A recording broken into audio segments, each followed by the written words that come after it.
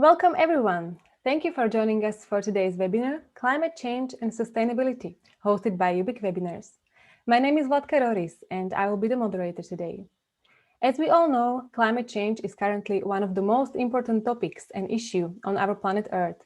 And I'm very grateful that so many people from all over the world have joined us today to discuss the possible solutions to fight the climate change. The topic we will discuss today are mainly related to reforestation and drylands, carbon removal techniques, plastic pollution, solar energy, biodiversity and honeybees, and the impact of climate change on our oceans. We would like this webinar as interactive as possible, so we will use the poll function, and I will launch one poll just at this point to keep you guys engaged from the very beginning of our webinar. So please answer those questions, and I will go over the agenda and housekeeping rules. Just a detail, these polls are visible only for our Zoom participants. Today, we have 6 great speakers, and the webinar will open Mr. Elvis Paul Tangem, who is coordinator in African Union, and he will speak about the Great Green Wall. After that, Mr. Pascal Brunner will take us to the world of bees and beekeepers and present his company, Vatorex. The first session will close Professor Will Burns from American University, who will talk about carbon removal techniques and mainly ocean-based options. After a 10 minutes break, we will continue with the solar energy and presentation by Nick Canopoulos from Bright Solar. The last 2 presentations are related to ocean. Firstly, Antonia Leroy from World Wildlife Fund will speak about the impact of climate change on our oceans, and then Mrs. Julie Anderson from Plastic Oceans International will compare plastic with paper, and she will speak about what we can do as individuals to drive sustainable change. Stay with us until the end of the webinar, as we will have a very fruitful discussion after all those presentations. And then we will have a surprise for you, and you will be able to win this beautiful solar lamp from our sponsor, The Little Sun. When it comes to housekeeping rules, if you have any question during the presentation, please type them into the Q&A box in your Zoom control panel. The speaker will answer them after the presentation. To make it even more interactive, you can also raise your hand after the presentation, and we will allow you to speak. Use the chat only for comments, please. If you want to speak about us on social media, please do not forget to use the hashtag #UbicWebinars. Okay, now we can go through the results of our short survey. Perfect. So we can see that the majority of our participants are from Europe, then from Africa, 19%, also from Asia, 23%, and North America, 14%, and 1% of South America. Great. And the question, do you believe we will make the Earth wild again? Majority of you thinks that yes. So it's perfect that you are positively thinking. That's very important. Great. So now, without further ado, we will turn the time over to our first presenter, Elvis Paul Tangem, who is currently serving at the African Union Commission as the coordinator for the Great Green Wall for the Sahara and Sahel Initiative. Elvis is a sustainable development, conservation, climate change professional with over 16 years of professional experience with diverse national and international development organizations. Elvis, I hope that you are ready, because we are definitely ready for you.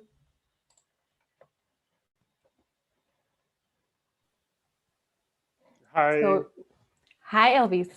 You can start to share your screen now. Okay, share my screen. Okay. In the meantime, hello, Elvis. Before you will start with your presentation, I will launch another poll for you guys. As we promised, it will be very interactive. So you can see the questions, please answer them. And Elvis, you can start with your presentation.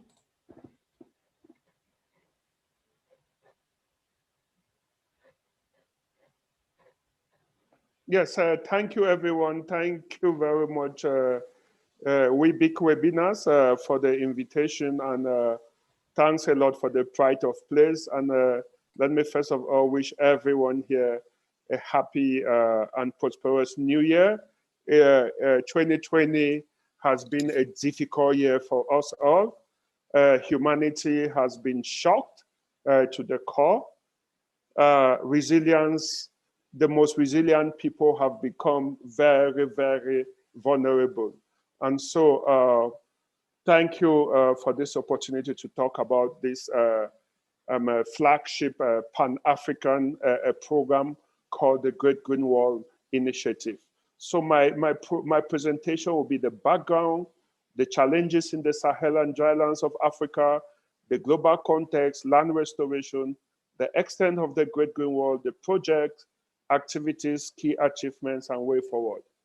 And so, so I will just go to the need for that is the background, the need for the Great Green Wall. If you look at these images, it shows you some of the challenges that we have in areas that we call the drylands of Africa, especially in the part called the Sahel. Here we talk about an area that is most vulnerable to climate change. It has extreme weather patterns here. When when rain is falling, it falls very seriously, and you can have 1 month of rainfall in 2 days, and then after that you can have up to 10 months of dryness. You have insect pests. You must have heard about the migratory locusts that attack this area, and you also have drought. If you look at the other image down, you see drought. And if you look at the images in the middle, you will see also a vehicle full of people and material. These are people that are running away. These are the young Africans that are migrating to Europe, and they cross the Sahara Desert, they cross the Mediterranean Sea, and they arrive either in Malta or in some of the islands around Spain or Italy. And a recent study that we undertook showed that more than 60% of these young people come from what we consider the drylands of Africa. And why are they running away? They're running away from land degradation that has led to hunger, malnutrition, conflict, a lack of arable land that have turned them into migrants, what we call climate migrants. And if you want to see, to see the best case scenario of what we are talking about, land degradation, look at these images in front of you. This shows the graphic presentation of the Lake Chad region. Lake Chad used to be one of the most fertile and the biggest natural lake in the northern tip, extreme north of Africa, between Niger, Cameroon, Nigeria, Chad, and part of Central Africa Republic. Look at 1963, and then just move down to 2007. This is how many decades? Look at what Lake Chad has become. It has lost 94% of its water body. And I'm talking about a region that used to feed more than 20 million people, and today there are about 40 million around the Lake Chad region. And so these images is to show you when we talk about land degradation, when we talk about desertification, when we talk about climate challenges, Lake Chad is the best case scenario or the worst case that you can see. And the impact of land degradation is what? As you can see there, is famine, is food insecurity, is hunger, is malnutrition. And when people can no longer have food, what do? They migrate. And so we have huge levels of rural exodus. And now it has turned into international migration. And another serious impact is increasing natural resource-based conflict, because the arable lands for planting are being dwindled because there is no longer range land for the pastoralist communities. What happens? And there's a burgeoning demography in that region. These areas contain some of the youngest people in the world. If you look at a country like Niger, Niger has 60% of the population of Niger is below 25 years. And this is similar to northern Nigeria, where more than 60% are young people. And so a degraded land fall in agricultural hills, fall in pastoralist communities. That leads to natural resource conflict. It leads to migration. And these people become very vulnerable, that those who want to cause trouble in the world, the terrorists, the religious fanatics, have a fertile ground to recruit young people. That's why you hear about ACME, you hear about Al-Shabaab, you hear about all these things that you hear in Africa. Most of these groups, 90% are found in the dry lands of Africa. But the truth is, these regions have not always been like this. These are the regions where you had the world's highest civilization. Timbuktu had the first university before there was any university anywhere beside Africa and Europe.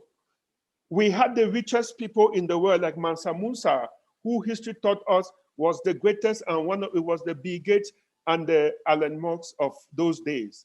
And so we had empires like the Egypt, we had this Western Sudan, we had Mali, the Kanem Bunu Empire, the Kush Kingdom, all of this, and we still see remnants of them today all over the dry lands of Africa, which means something happened, which means by the time our science were calling climate change, it has already destroyed most of these kingdoms and the riches that we have today.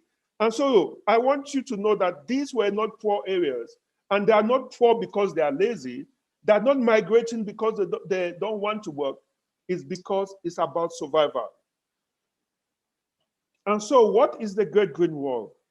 In 2005, the heads of state of Africa sat together. That was when the Sahel was just coming out of extreme weather conditions. That is when the whole idea of climate change was just starting. The word was just coming. But the Sahel, which contains more than a huge part of Africa, you will see, was already experiencing. So the heads of state of Africa sat together and said, we need to do something. And so it became a policy response to the challenges that was being faced in the dry lands of Africa. And the vision was to make the dry lands less vulnerable to climate change and more resilient. And it was about enhancing international development. It was about creating jobs, creating work, and enhancing sustainability in this region. And it was about to bring in all our international development partners to work together to fight against ecosystem degradation, to fight against advancement of the desert, as it was said in those days, to fight against all those natural factors and also man-made factors that was causing the problem that we have seen. And so, how big is the Great Green Wall and where is the Great Green Wall? This map will show you where the Great Green Wall is. It starts in the northern part of the Sahara, that is in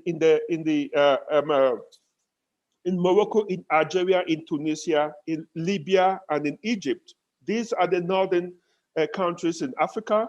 And then it comes to what today we call the Sahel.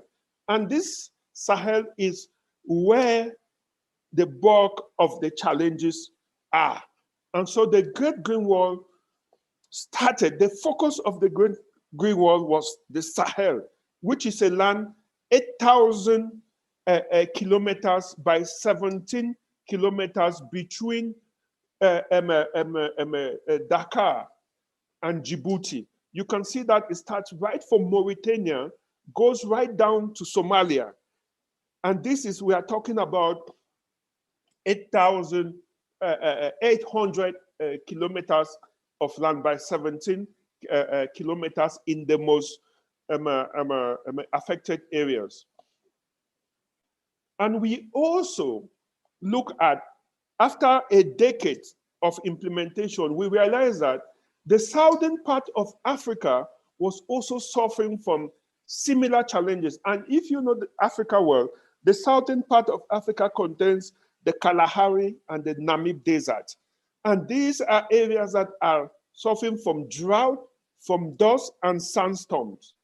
Huge, huge challenges in this region. And so in 2015, we started the extension of the Great Green Wall to the southern Africa, to these 15 regions. If you look at the biggest island there, which is Madagascar, it is suffering from serious drought. And so I come here to say, how much will land restoration cost? I think I'm going to devoid, this was going to be part of the pause, but I've already come on to it,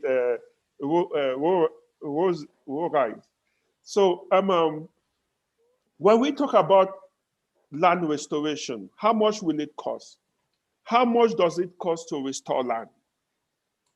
We are looking at, the latest figures show that estimate cost of land restoration in Africa stands at an average of 400 to 500. And then we look at, if we want to restore the Great Green Wall in the midterm by 2030, how much is it going to cost us? It is going to cost us about $46 billion to $50 billion. This is a lot of money, and I bring it this clearly, but it becomes so small when you compare it to, great pool. When you compare it to the FIFA World Cup, do you know how much it's going to cost to organize the FIFA World Cup in Qatar next year? It's a minimum of $220 billion. And this is for a less than 1 month competition.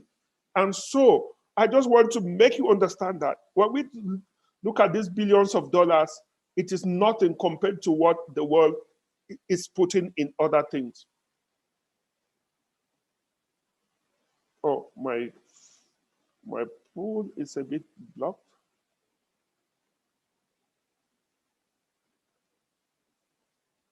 Okay, sorry. How do I do that?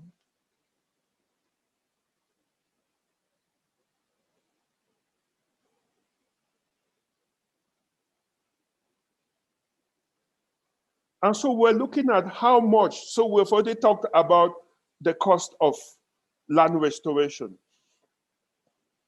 But the question that we are asking, does it pay to restore land? Does it pay? Is it worth the investment? Because many private investors are running away from this sector, saying that it's long-term, it's so difficult to do. It is not difficult. If you look at the worth of ecosystem services, it is estimated that ecosystem services are worth $125 trillion annually, and this is from a very renowned source. Globally, if you look, they say every $1 that you invest in land restoration gives you $7 to $30 in economic benefit. And so when we say investment in restoration would transfer into major development opportunities for emerging economies. And here I try to give the example of Ethiopia. But the good thing is, or the dichotomy here is that the drylands are not poor. These are also some of the richest areas in the world. If you just take the Sahel and the Sahara region, for example, these people literally have about 18 hours of sunlight, intense sunlight a day. Just think about the renewable energy potential. Think about the geothermal potential. Even this region contains some of the highest deposits of natural resources. Think about the culture for tourism. Think about the young generation. The young generation remains, this area contains the youngest people in the world. And when you talk about the highest or the best resources that any person can have is the young people. What we need to do is to invest in these young people. And these are also areas of huge amounts of innovation. the dry lands of Africa. And we are not just talking about classical technological innovation. We are talking about indigenous and frugal innovation. Frugal science is very high there. If you look at the picture on land fertility, this half-moon system was developed locally in this region. And so what has the Great Green Wall done? What have we been able to do 10 years, a decade down the line? If you just look at some of the things that we've brought, look at this photo. There are 100 women that dig to prepare the land for restoration. They used to do, 100 people used to do 1 hectare a day. But we introduced these new tractors that are adapted to land restoration. And these tractors can do up to 50 if they have to work for 24 hours. But since we have just short working time, they do about 15 to 20 hectares of land tilling and land preparation a day. And so we introduced this technology to help especially our young people and our women to stop breaking their backs because they have to plant trees in very difficult areas. We also look into capacity building. And if you look at the last report, the impact assessment report, we looked at approximately 11 million people have benefited directly from this program. More than 5,000 small farmer holders have been, their capacity have been enhanced to engage in more adaptive agriculture, what we call climate smart agriculture. If you look across the 11 countries that we did the report, you will see that when we talk about jobs, we are talking about decent jobs. We're not just talking about seasonal jobs, permanent jobs. And we have been generating wealth in this region. And here we talk about 35,000 jobs that have been created through various initiatives. You can see some of the pictures from the field with solar energy in some communities. You look at these women in their what we call today multi-purpose gardening system that the program introduced. We've provided potable water in this region, setting up of tree-based entrepreneurs, and so many things that is going on in this region. And in the horizon, we hope to reach a total of 100 million hectares of land by 2030. And this is looking at 8.2 million hectares annually. We have to raise about 3.5 billion USD annually by 2030. But if you followed the One Planet Summit that happened on the 11th of this month, that day we already raised a whopping sum of 14.3 billion USD. Our aim is also to undertake peace building activities in communities. We are for renewable energy projects in 500 communities, and we are looking at potable water and irrigation in 800 communities across the region.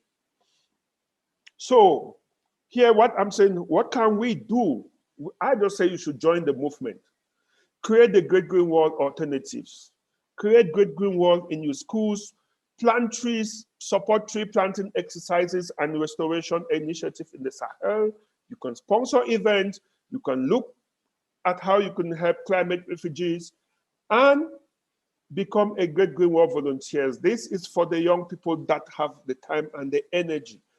And this presentation is just in a nutshell to raise your interest in this program and to ensure that when you see those young people going around the street in France, in Italy, in the US, don't say these are lazy Africans. These are actually children from the descendants of kings. They are victims of climate change, and Africa is not responsible for climate change. If you look at carbon emission globally, Africa emits net value of about 2.5% of the global carbon. So these people are victims. They are not criminals. They are not just some refugees that want to invade Europe, as many right-wingers are saying. these people are actual victims of real problems that they did not cause. So the Great Green Wall is that. And I would be there. I've put some links to some of the films and some YouTube links so that you can go on, you read more about the Great Green Wall so that you can share the news. And my address is there. Anytime that you want to do something or you need more information, just contact me. Thank you very much. Thank you very much, Elvis, for a very nice presentation. Before we will play the video about the Great Green Wall, our participants are actually asking to share the results again from the poll and to compare the answers. So you can see their tips. Great. So 33% got it right. Yes. Right? Yeah. USD 100. Yeah. In actual fact, the second person, 35% of the people, they are also right. Because we are looking at using the indigenous systems, looking farmer managed and nature assisted regeneration. But if you want to use pure scientific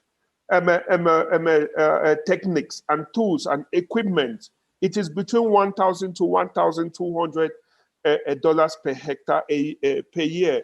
And this is, we are not counting salaries and those overhead costs. Here we are talking about money that you're going to inject directly into field work. How much will it cost to restore? So if you multiply it, you can see that it will cost between 400 to 500 billion USD. And this is very conservative estimation. So you can see, I also brought this, how much will it cost the Qatar? To organize Qatar, upcoming World Cup, it is more than, when it was estimated, it was $220 billion. And that was then 4 years ago when Qatar won the bid to host this. If you look at inflation rate, you add the challenges that the world have seen, you will realize that this thing will go into billions and billions of dollars. And so let us not look at the money when we are talking about land restoration. Let us look at the impact, the long-term impact. Let us look at the long-term impact on humanity and on biodiversity. We are just coming, we are into COVID, and we know that the cost of COVID is zoonotic, which means it is linked to habitat fragmentation. We saw, science have shown us that it came out of animals. And we're not talking of lambs and cattle, we're talking about wild animals like pangolins and bats. And so, if nothing has taught us that we need to enhance restoration, if nothing has taught us that we need to take care of our world, of our environment, I think the COVID-19 pandemic is a wake-up call that we have been living the wrong way. We need to go back to the basics. And we need to know that nature-based solutions are the way to go if we want to be back better and if we want to be back greener. It's only through nature-based solutions. Thank you. Thank you very much. So we can now play the video about the Great Green Wall, and then we have many questions from the audience. So great. Let's see the video firstly.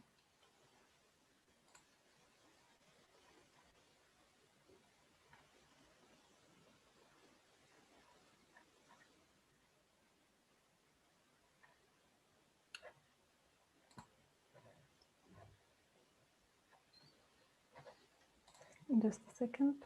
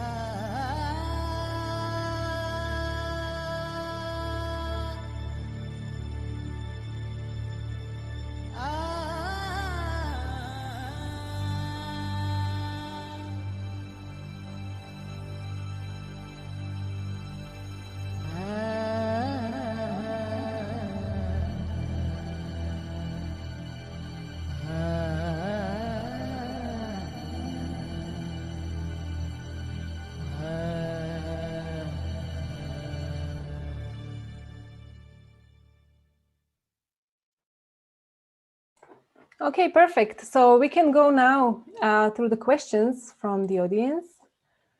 So Megan is asking, what types of land use practices are you using for the Great Green Wall? What type of land use practices? What types? What types? We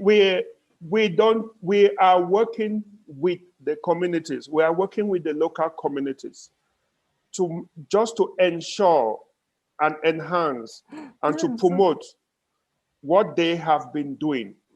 Hello, are you okay? Yes. Yeah. So the land use practices are the just the farming systems. We are using exactly what the people are doing, what they have been doing to survive. We are using their natural systems. We are using, we are promoting their pastoralist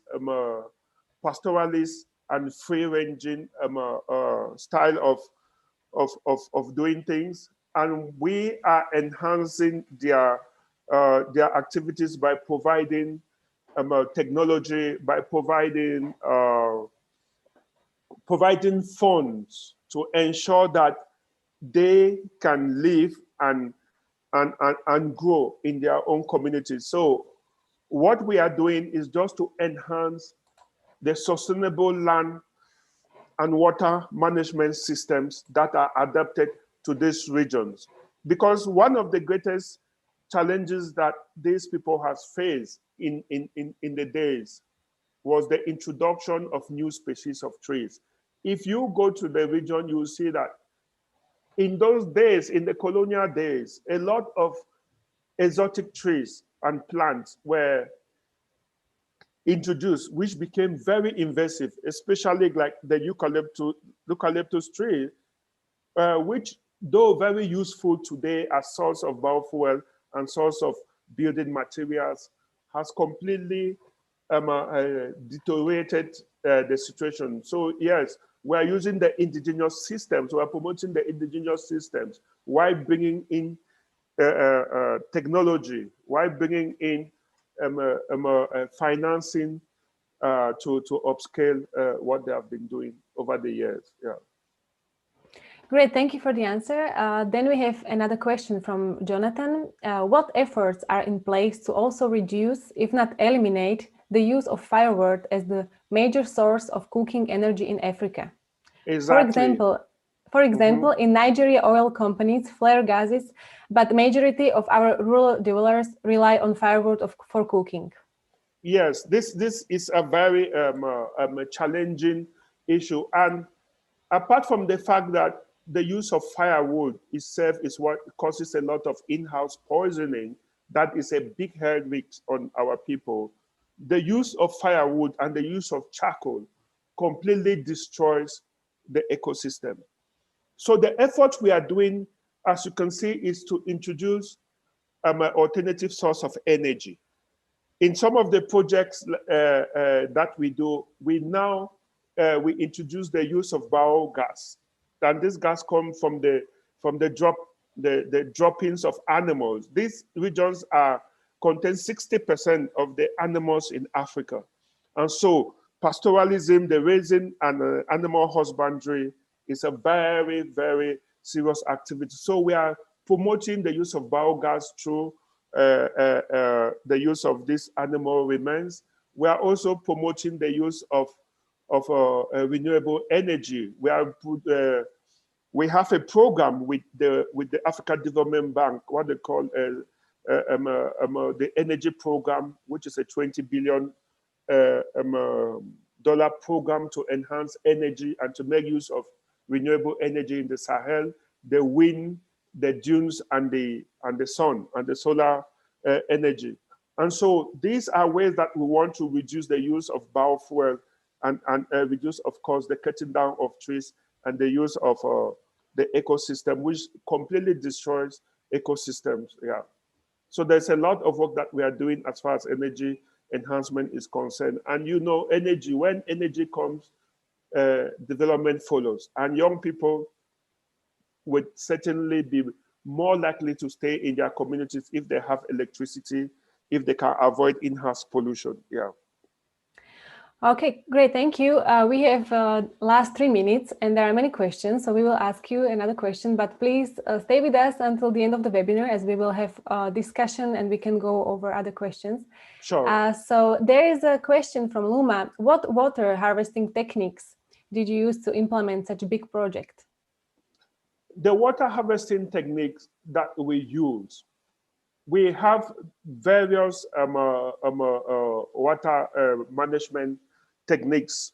We in some communities we create dams that retain water, because one of the biggest challenges here is the distribution of water and the extremity of rainfall. The rain falls 2-3 months a year and disappears for 10 to 9 to 10 months.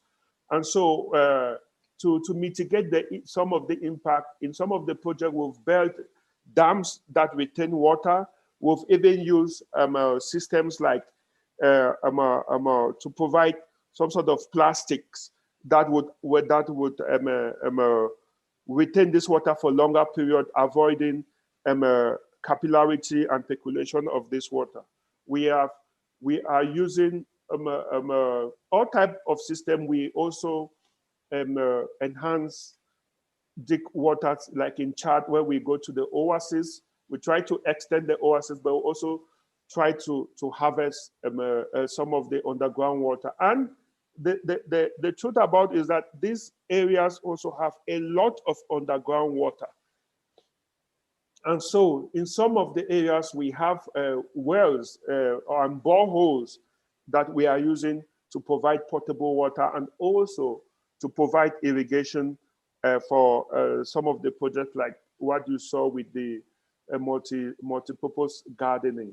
So we use all types of approaches, especially affordable and appropriate approach, which is about creation of small dams to retain water for longer period after the rains. And the next one is we have this futuristic project which is called the African Pipeline, which is about desalinization of water, of ocean water, along the whole of the 8,000 kilometers to provide potable water and water for irrigation, and also create jobs from the desalinization of this water, and also to provide renewable energy. So there's a lot of programs that are coming up here. Okay, thank you. And the last question, what are the biggest challenges the project is currently facing, and is it on track to reach its goals by 2030? The biggest challenges that the project faced in the first years was the fact that nobody believed in the project. The project, when the heads of state created it, it was met with a lot of skepticism. People said, oh no, this is impossible. It's not going to work. And so, the way people receive something builds in for long. But now people are beginning to realize that it's actually feasible, that it is working, that the only way to solve the challenges of climate change in these very challenging and vulnerable areas is through large-scale projects, and is to bring all the actors on board, because the Great Green Wall, as you will see, is the best case scenario now for a good project, because we have the policymakers on board, we have the communities on board, we now have investors on board. We just have a new program now, 1trilliontrees.org, with the World Economic Forum, where impact investors, businesses, corporate bodies are coming together to support the implementation of the Great Green Wall. And so the $14 billion that was raised during the One Planet Summit is just the beginning. People have realized that for us to be able to solve the big challenges of climate change, we need to do it big. But talking about challenges, yes, we have challenges that came with acceptance. We have challenges of multiple partners. We have multiple partners that are doing it. And so the issues of synergies and coordination and things like that become challenged, but we are getting there. We are getting there after a decade of implementation. People are beginning to realize we are learning from all the challenges and we are getting there. And other challenges that we are seeing now is the issues of migration, which was not there when it was being created. It was not at this massive scale. We used to have seasonal migration, but now young people are just leaving the communities. They are dying, going away because, and mostly is due to the development of technology. Now we have the communication technology, social media. They are following their friends using Facebook and other routes and going. And now we also have the issues of violence, the uprising of extremist group, of violence group, of terrorist group. Most of them are in this area. And so now some of the projects that were well implemented are now being affected because these groups of bandits and terrorists have taken over this area. But that said, this happen in very little, in very small areas. So we also have the challenges of dealing with natural resource-based conflict. But these are all why the program was created. These are all why the programs were created. We realized that there will be conflict because of the drilling or the degradation of the soil. And so we are going on we are now working on various aspects. So it's no longer just an agroforestry program. It is no longer just an energy program. It's a bit of everything. It's what we call sustainable land and water management approach, which is a combination of a multitude of approaches. And the good thing is that it is working. Yeah. That's perfect. That's perfect. Thank you very much, Elvis, for the presentation. It was very interesting and inspiring. And we have many questions. So as I said, sure, we will continue. I will be around. I'll be around. Okay, perfect, yes. perfect. We will yes. continue with the questions during the discussion at the end of the webinar. So thank you very much again. And now it's the time to move on and to continue with our second speaker. So our speaker is Mr. Pascal Brunner. He founded his first companies in his teenage years and achieved considerable success as manager and frontman of a music group. After graduating from university, he and his father started the Vatorex project, which he has been managing and growing as CEO for the past 6 years. Sport and music continue to give him a balance to his ambitious executive job. Bees are declared the most important species on Earth. So we are very glad that Pascal will cover this topic now. And thank you for joining, Pascal. We are ready for your presentation. Sure, absolutely. Thanks a lot for the invitation. May I quickly ask you to enable my video because yes, it's working now. It should work now. Perfect. Yeah, here we go. Okay. Hello. Yeah, great pleasure to meet so many people with you. It's really an honor to be here as a speaker, and I hope I can fulfill all your expectation towards giving you an insight into sustainability, into the life of a sustainable startup, but also into inspiring you in order for you to get the most out of this webinar. So let me quickly share my screen.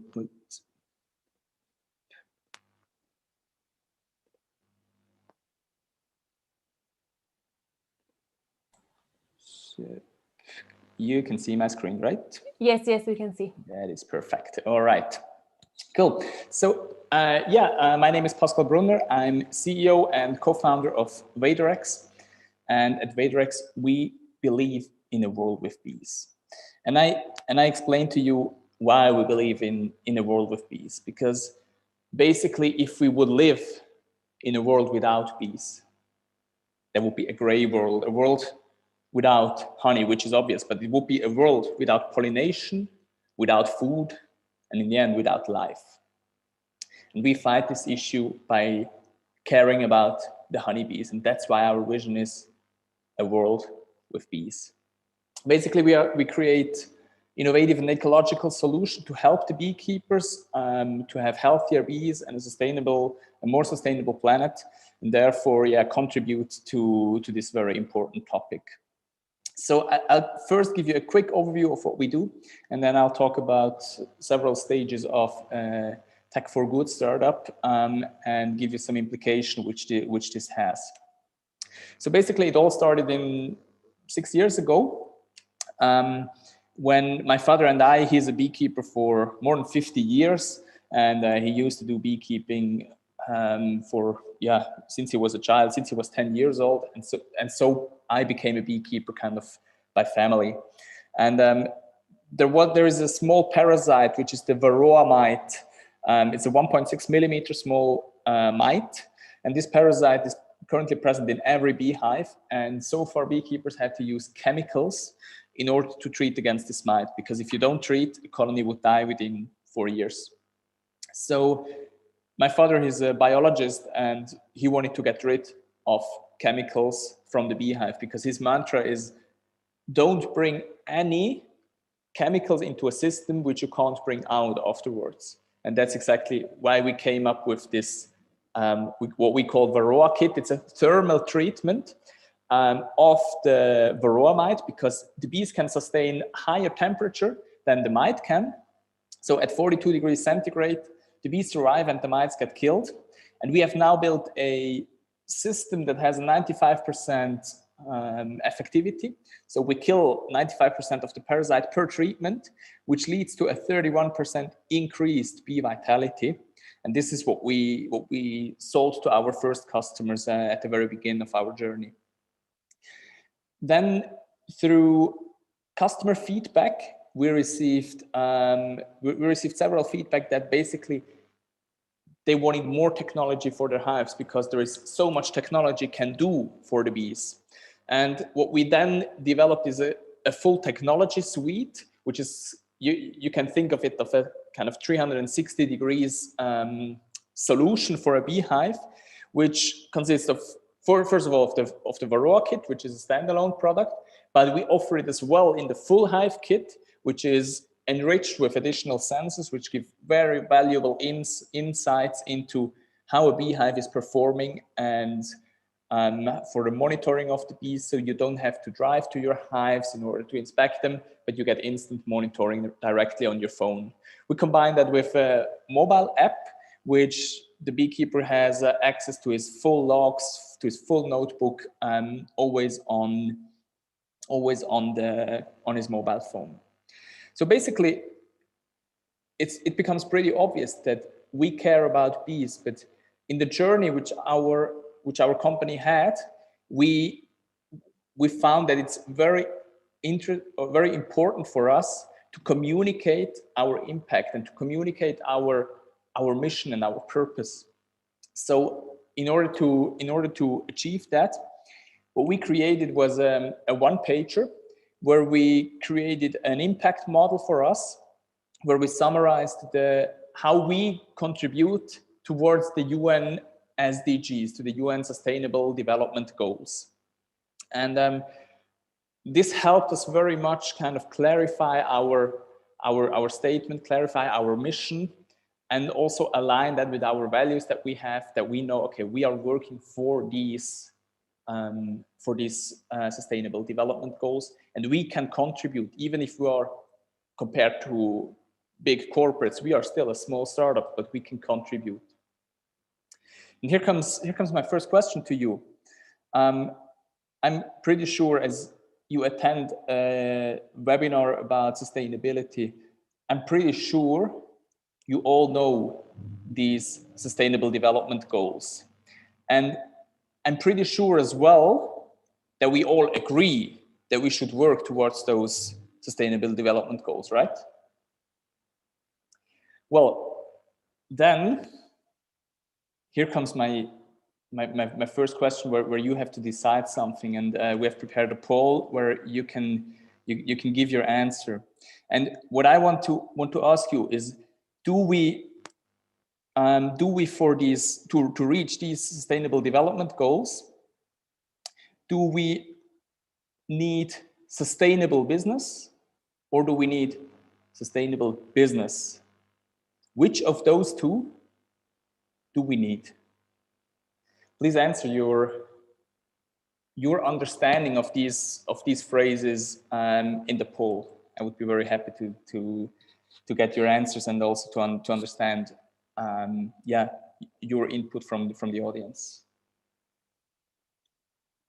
I will answer as well.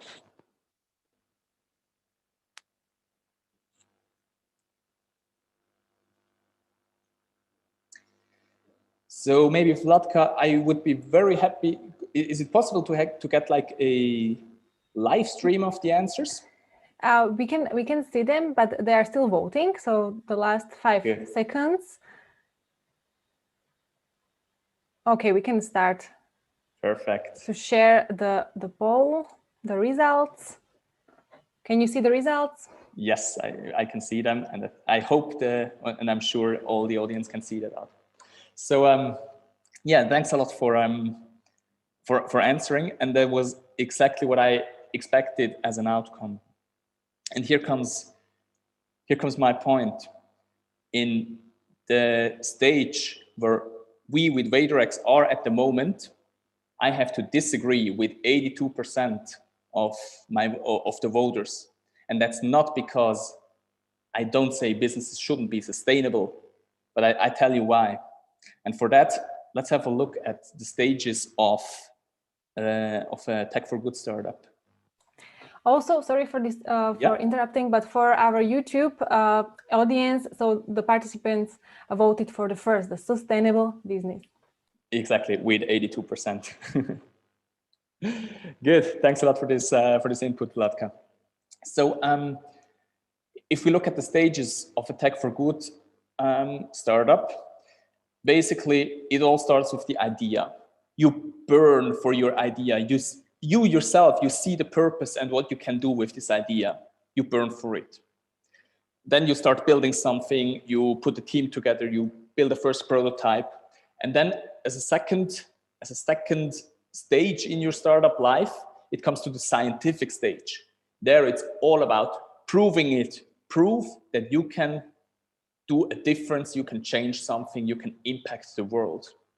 And in the later stage, then it comes, how can we scale that up? How can we make business with that? And how can we make it happen? And here is the very tricky part between this idea science stage, which is very much purpose driven, towards the business stage, which is basically the business stage is then when impact happens, because when you still are at the idea or science stage, you probably consume more resources than you basically can create. So basically it's even possible that you have a negative impact. However, as soon as your business takes off, you will make an impact, and you will leave that stage of purpose driven towards impact driven. So my basically first takeaway is that sustainable impact happens with business success. And I try to illustrate that on this following slide. So on the bottom line, you can see the stages which I draw. And the blue line which I draw is kind of the impact line. So the area below that blue line, this is the impact you can create in various stages. And you can see at the idea stage, everything is very much purpose driven. You see the potential, but at the idea stage, you don't create any impact. It grows maybe a little bit once you enter the science stage, but in order to really create an impact, you need to be successful in business, because only when you're successful in business, this will help you scale up your idea and maximize and multiply your impact. And this is where startups need to go. And this is often called as this tipping point, and there are even books about this tipping point, which I highly recommend to everybody. But now I tell you why we as a startup are currently more focused on sustainable business, on answering this question I asked you with the second option, because basically we are not yet in above this tipping point. So we still have to make sure we need to focus more on business in order to make our company fly, in order to create impact. Because if we look at it, what happens if you don't hit this tipping point? At some point, your company is going to die, and you always will remain with this purpose-driven idea, but in the end, you will not have maximized the impact which you could have created with that idea. So what can we do in order to drive business, in order to overcome this tipping point, in order to maximize our impact? Well, basically, you need to understand your business and your market drivers. In our case, we sell our products to beekeepers. And we have two customer segments. One are the hobby beekeepers, the product lovers, the backyard beekeepers, the ones who keep hives in their backyard. And on the other hand, we have the professionals. These are the ones that provide pollination to big agriculture farmers. They are huge honey producers. They produce several tons of, or several thousands of tons of honey every year. And it really depends to which of those customer segments you talk, who can be your business and market driver. So for hobbyists, kind of your first movers, your very early adopters, they like you because they understand your purpose, and for them it's doing the right thing. It's this term called evangelizing, which when they take your idea and move it forward because they want to participate in that movement. And for them, it's as well a positioning statement. So it's a lot about this product love, about this identification. And basically, you can only get evangelists if you start with why, if you know why you are doing it, and if you're purpose-driven. On the other hand, on the professional level, there it's really about money, about return on investment, about how can I improve my efficiency? How can I produce more? How can I spend less? How can I have more hives in our case? So they really need hard facts on achievement. And only in a later stage, for them, it could become a positioning statement where they identify with your company and share them as well the vision which you have. So basically, as I'm sure we have many people with business background on this webinar, in your markets where you're in, what are your main market drivers? And Vladka, I kindly ask you, perfect, to put up the VaderX poll. Thanks a lot.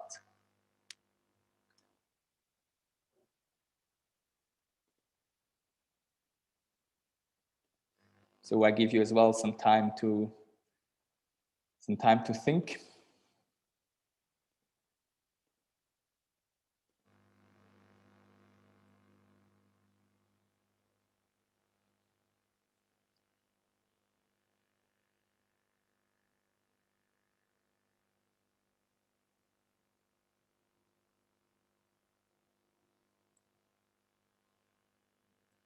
Vladka, you tell me when you're ready with the answers.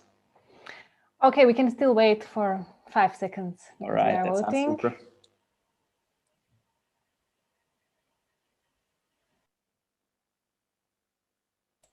Okay, we can share the results.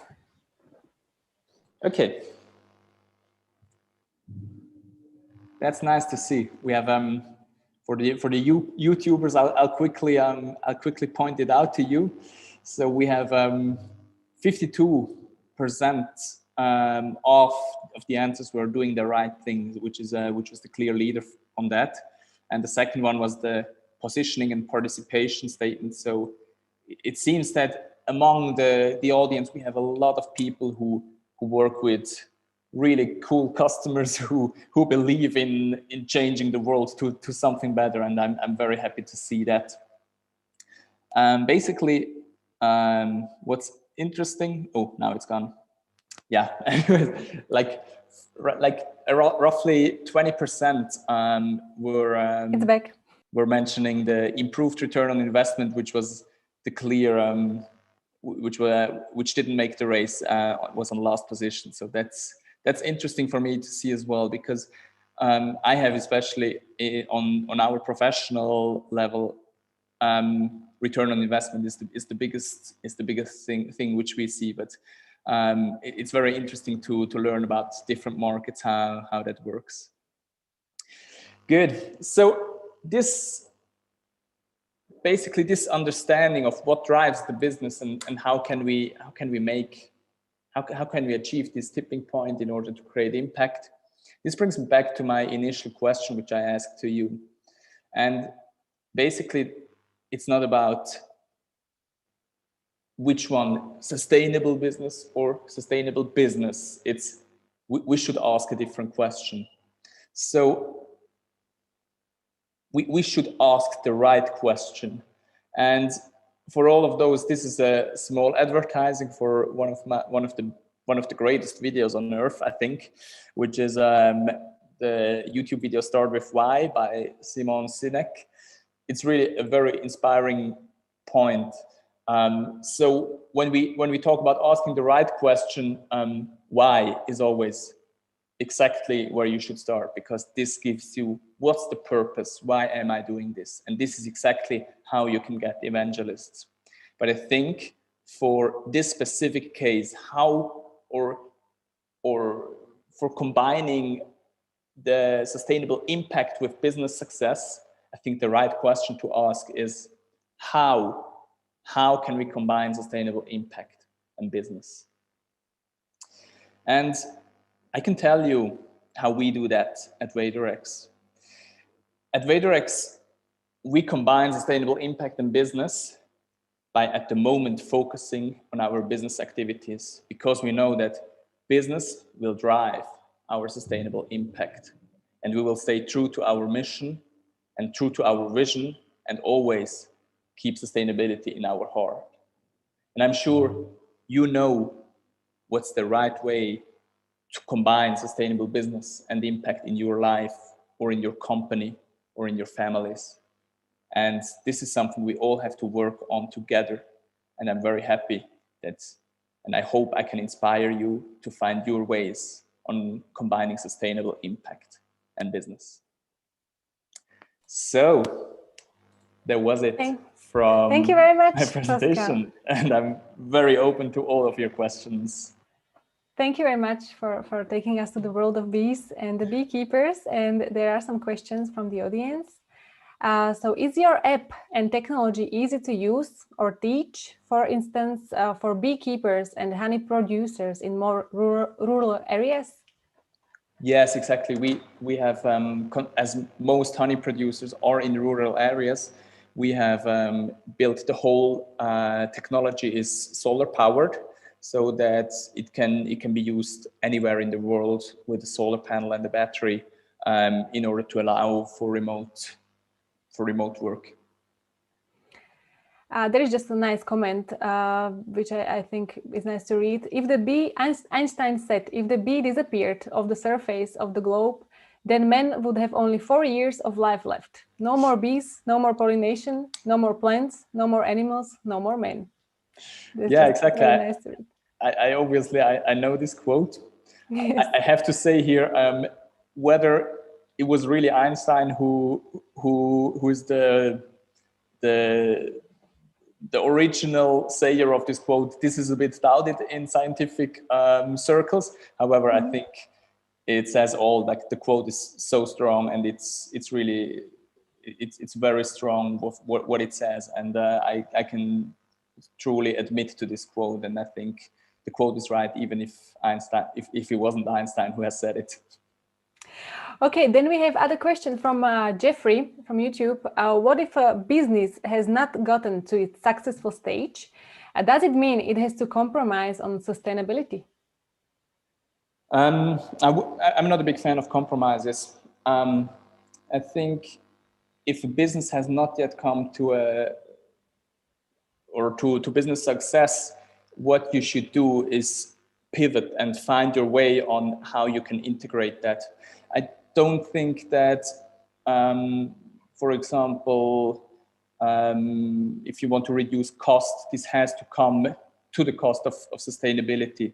I think there are other ways you can work around. It could be a different positioning of your company, or it could be that you work smarter and develop ideas in workshops in order to overcome an issue so that you don't have to negatively influence your sustainable footprint.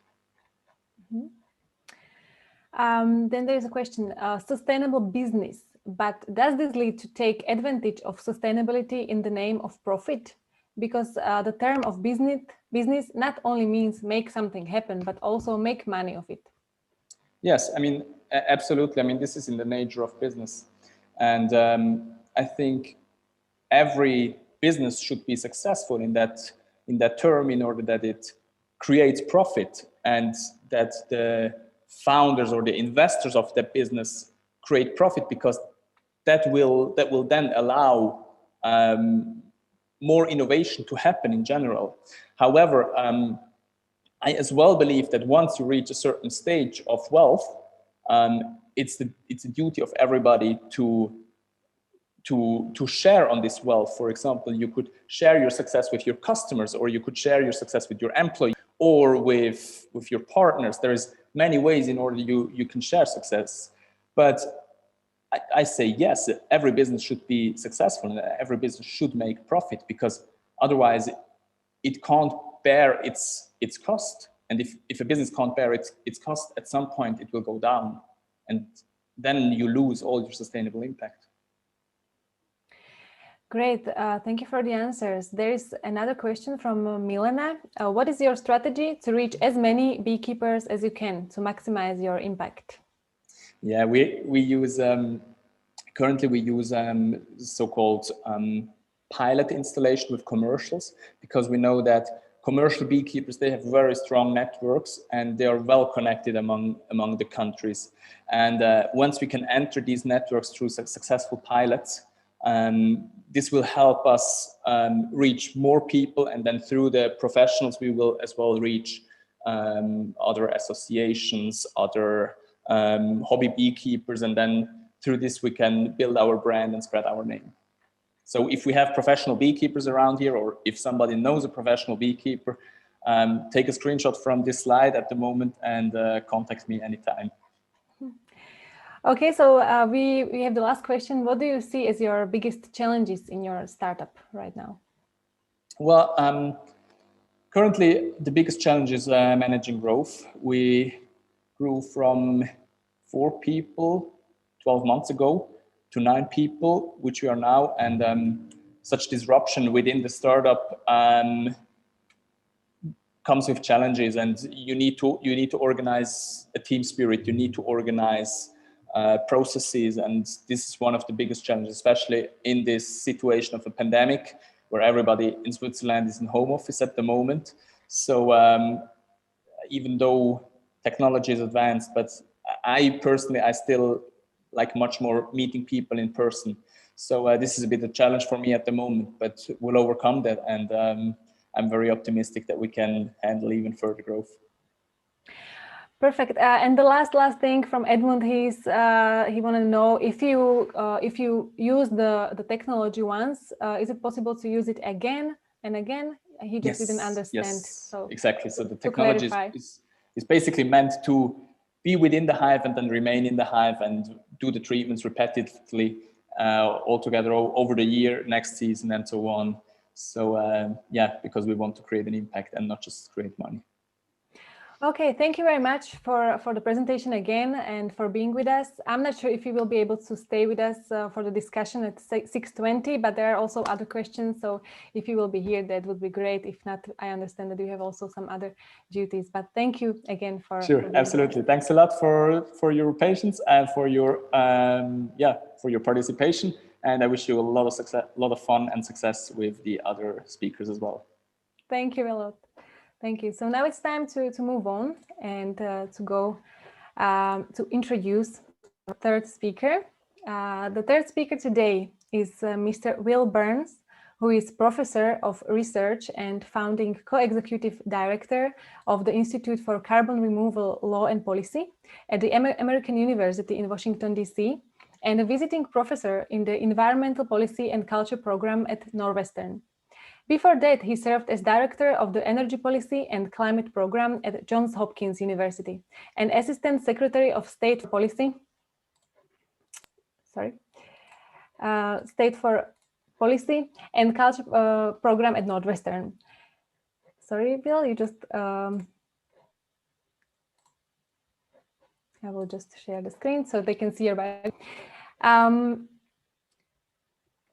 He also serves as the co-chair of the International Environmental Law section of the American branch of the International Law Association. Previously, he served as well as president of the Association of Environmental Studies and Sciences. He received his PhD in international law from the University of Wales Cardiff School of Law, and he is the author of more than 80 publications. We are very, very honored that Bill Burns is here with us, and we are looking forward to your presentation now.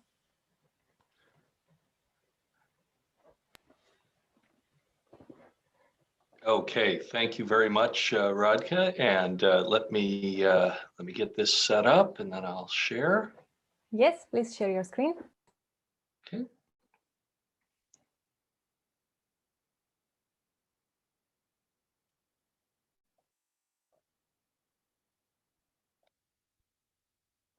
Okay, can you see it now?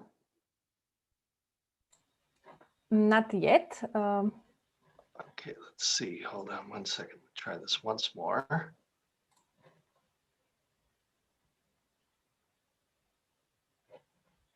Perfect. Now it will work out. All right. Okay. Okay. Thank you very much. So the climate science community in recent years has emphasized that meeting the temperature targets of the Paris Agreement will probably require not only aggressive decarbonization of the world's economy, but also large-scale deployment of so-called carbon removal technologies that will actually remove carbon dioxide from the atmosphere and help reduce radiative forcing. Now, most of the recent emphasis on how we would effectuate this objective has focused on terrestrial-based options, such as bioenergy with carbon capture and sequestration, where we use bioenergy feedstocks to produce energy, and we store carbon in those feedstocks, and then subsequently capture the carbon at the point of combustion, as well as efforts at afforestation and reforestation to take up carbon dioxide from the atmosphere. However, it's become increasingly obvious that these technologies deployed at very large scales could prove wholly unsustainable in terms of considerations such as land use, use of water, and potential negative impacts in terms of biodiversity.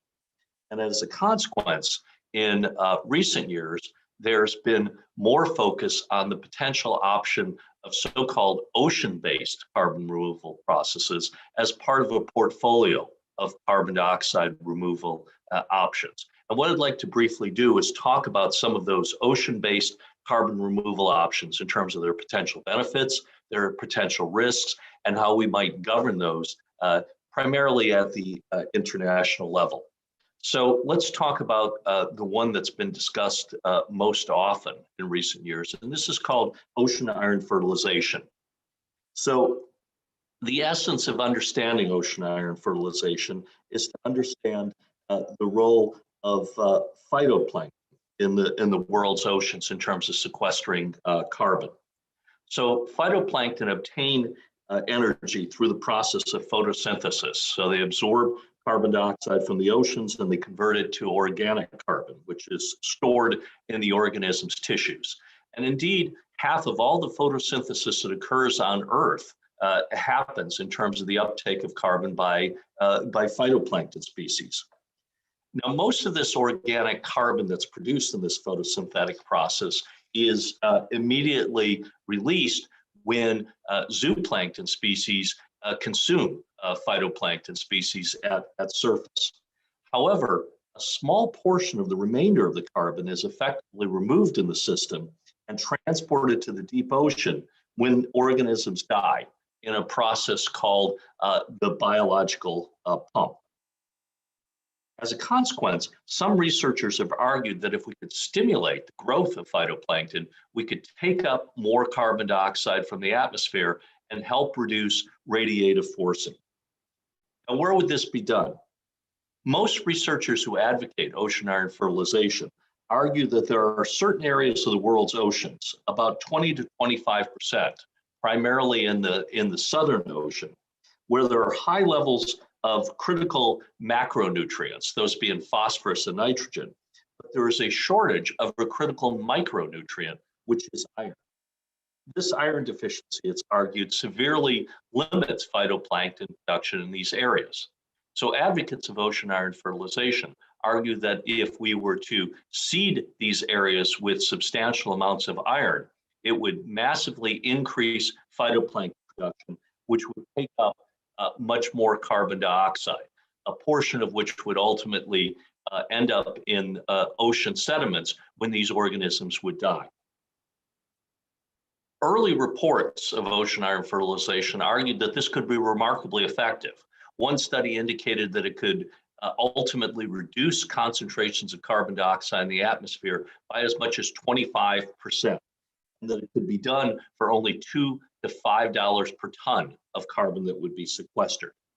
However, as we've conducted field experiments in this context, a number of questions have arisen. The first question is whether this would ultimately be effective. And now in these field experiments to date, what we've seen is that when you seed areas, small areas, which has been done in these experiments, for example, 100 square kilometers, when you seed 100 square kilometers with iron, you see substantial increases in phytoplankton production. That's the good news. However, drawdowns in concentrations of atmospheric carbon dioxide would only occur if the phytoplankton ultimately die and sink to the bottom of the ocean before they're consumed by zooplankton. However, what we've seen is that in most of the field experiments to date, of which there have been 13, most of the phytoplankton are almost immediately consumed at surface by zooplankton, meaning that that carbon dioxide is released back into the atmosphere, and you wouldn't get the sequestration benefits that we're talking about. As a consequence, more recent studies have indicated that at the very most, we might be able to sequester 10% of the carbon dioxide in the atmosphere, while some other studies have indicated an even smaller amount, perhaps 5%. However, proponents have argued a couple of things in responding to this. First of all, they say we need more extensive field experiments to ultimately see what the potential may be. And second of all, they argue that even if we were only able to sequester 5 to 10% of the world's atmospheric carbon dioxide levels, this would be part of a portfolio of responses that we would put together that would ultimately achieve the objective of perhaps sequestering as much as 1,000 gigatons or billion tons of carbon dioxide by the end of this century, which may be critical in terms of meeting the Paris Agreement's objectives. The other thing that we have to look at, though, however, are the potential risks associated with ocean iron fertilization. And there are a number of them. The first of these is the fact that marine ecosystems are extremely complex. And if you seed them with iron, even if you're successful in producing phytoplankton, you can't pick and choose what kind of phytoplankton species you get. And one very big risk is that you might produce species of phytoplankton in large quantities that are not palatable by the zooplankton in those areas. And it might crowd out other zooplankton species, phytoplankton species. If this were to happen and zooplankton species could not consume these phytoplankton, you could get what we call is a biological trophic cascade, meaning that phytoplankton, zooplankton species would begin to decline, and as a consequence, species that in the upper parts of the food chain that rely on that zooplankton would also decline. And indeed, in one of the experiments in the Antarctic region, we saw the proliferation of one kind of phytoplankton species called Phytocystis antarctica. And in that case, this was a species that the zooplankton would not consume. So if we had done this at a very large scale, it's possible that we would have saw massive declines of zooplankton in the area and the kind of trophic cascade that we're afraid of. Another issue associated with phytoplankton proliferation is widespread eutrophication. That is the possibility that phytoplankton proliferation could choke off light for species below these species in the photic layers, and also potentially create toxic algae blooms. And that's something that would have to be researched before we could potentially deploy this on a large scale. And then finally, iron fertilization could even exacerbate climate change. It could produce massive amounts of nitrous oxides and methane as these species die and creating noxic environments. And if this were to happen, these more potent greenhouse gases could obviate some of the benefits or even offset all of the benefits of taking up more carbon dioxide. The second approach that's being discussed is called ocean alkalinity enhancement. Chemical weathering is a natural process that continuously erodes away rocks in our landscapes, with silicate-rich rocks sequestering virtually all of the carbon dioxide over the course of millions of years, converting this carbon dioxide into carbonates and bicarbonates that are ultimately stored in soils and ocean sediments. Ocean alkalinity enhancement is a process that seeks to enhance and accelerate this process by adding alkaline substances to ocean surfaces. These substances could include silicate-rich minerals such as olivine or basalt, or artificial substances such as lime. Adding alkalinity to the ocean can remove carbon dioxide from the atmosphere through a process of reactions that convert dissolved carbon dioxide into stable bicarbonate and carbonate molecules. This in turn causes the oceans to absorb more CO2 from the air to restore equilibrium. It also could potentially address the so-called evil twin of carbon dioxide proliferation, which is ocean acidification. However, there are challenges and risks associated with this process also. First of all, it's unclear how effective this approach would be. Some models indicate that ultimately it could only reduce concentrations of carbon dioxide in the atmosphere by about 30 parts per million, while other studies indicate that it could be incredibly effective, reducing concentrations by between 166 to 450 parts per million, which could be somewhere between 30 to 40% of the concentrations of CO2 that we anticipate in 2100. Another challenge is very large costs associated with this approach. One recent study indicated that it could cost as much as $3 trillion annually. And that's certainly an imposing cost, though one must weigh that also against the costs associated with the negative implications of climate change. There are also risks associated with this process. It can potentially disadvantage marine organisms that can't concentrate carbon within their cells under conditions of increased alkalinity, such as littoral crabs in one recent study. It also cause spontaneous precipitation of calcium hydroxide, which might adversely impact coral reefs in some areas. Also, the addition of non-carbon alkaline minerals to the atmosphere, to the oceans, could alter primary and secondary production. It could increase the proliferation of minerals such as cadmium and nickel and chromium that could have negative implications for ocean ecosystems. So as a consequence, we would need substantial more research to determine if the levels of those heavy metals, for example, would rise to levels that could be adverse in sensitive ocean ecosystems. The last approach that we talk about is something called artificial upwelling. And this is the use of pipes to pump nutrient-rich water from beneath the photic zone to the surface. As is the case with ocean iron fertilization, stimulation of phytoplankton production could potentially occur, leading to a drawdown of atmospheric carbon dioxide levels.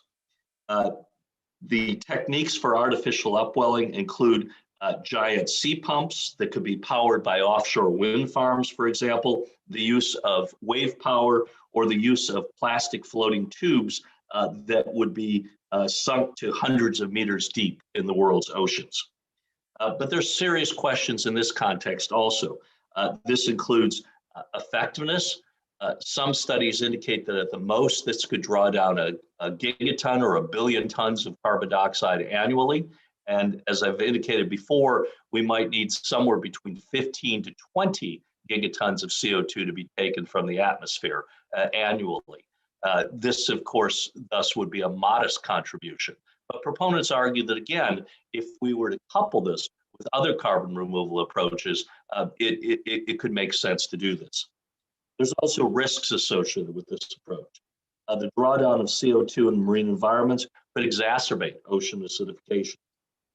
It could also substantially restructure ocean ecosystems by favoring large phytoplankton species, and as a consequence have untold impacts in terms of the ultimately of the ocean ecosystems. So how would we govern these approaches, both in terms of research and potential deployment, if we decided that ultimately we should go down this path? Well, two treaty regimes to date have sought to regulate the carbon removal approaches, at least in terms of ocean iron fertilization. The first of these is a treaty called the London Dumping Convention. And in 2008, the parties passed a resolution that limited ocean iron fertilization activities to small-scale scientific research. It indicated that this research could only be conducted if a risk assessment framework had been put in place and deemed it desirable to do so. And it indicated there could be no commercial motives. In other words, you could not be selling carbon removal credits, for example, on the voluntary carbon market, okay? And then they subsequently established a risk assessment framework to scrutinize these activities. However, there's limits to this treaty's approach.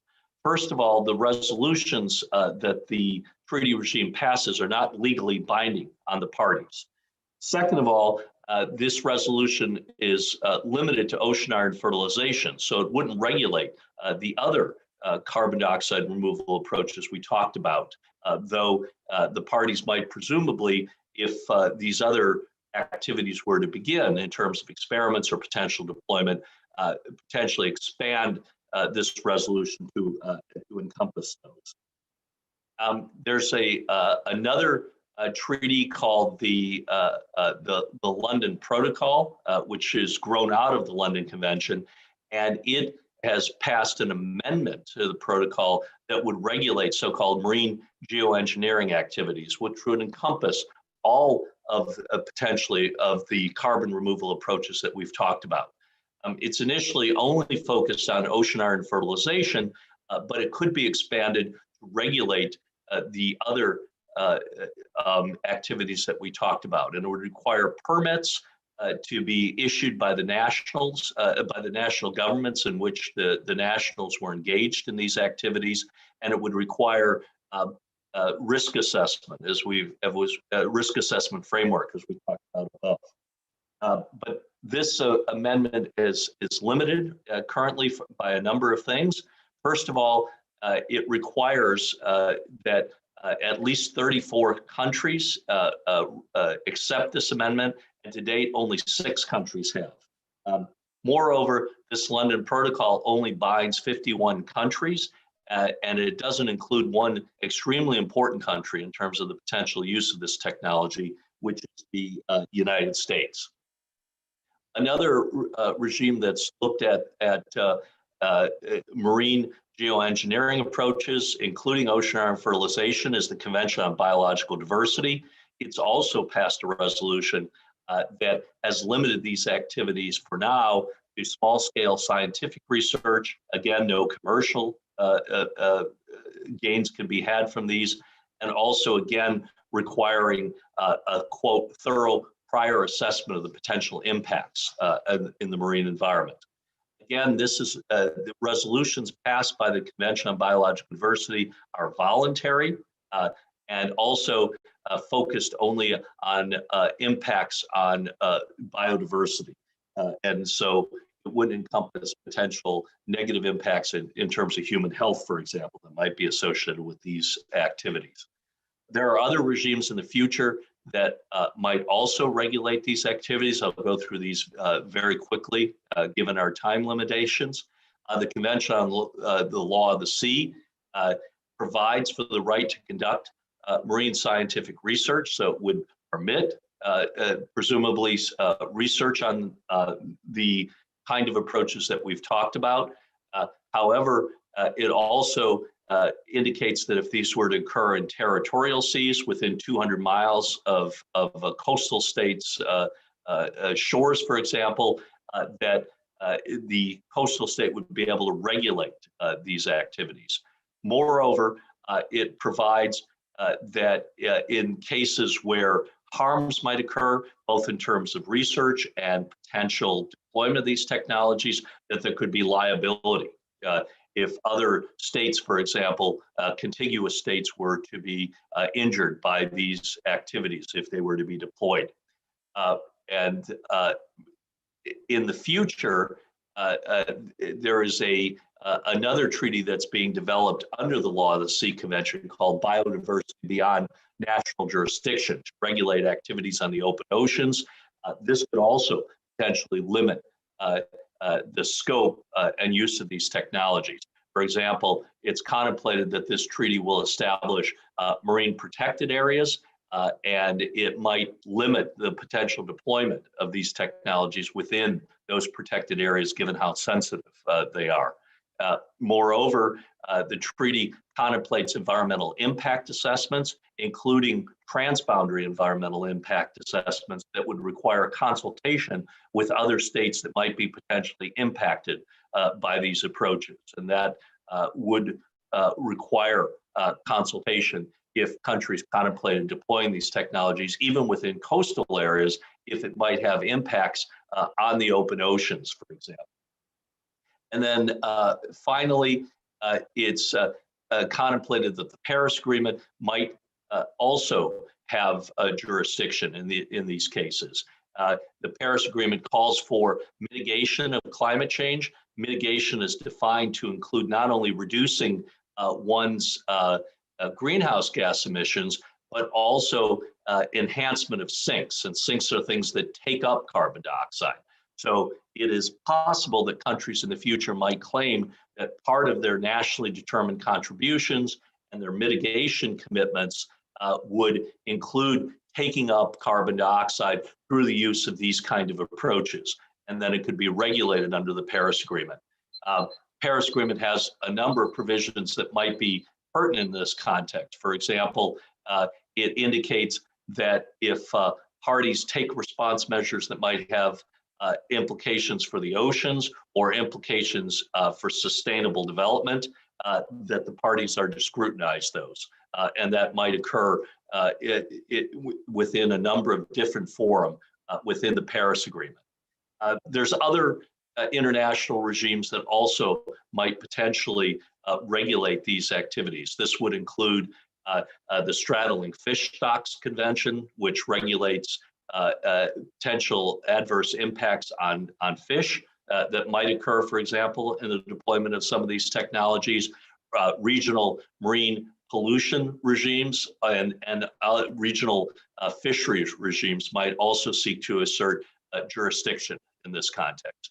And of course, the last thing that I would emphasize is that if some of these approaches were deployed in coastal areas, of course, states own national regulations and laws might apply. For example, in the United States, things such as the Coastal Zoning Management Act, the Clean Water Act, the Clean Air Act might also be pertinent. And so ultimately, it would become an extremely complicated system of both national regulations and international regulations that would have to be constructed to regulate both the research of these technologies and the potential deployment.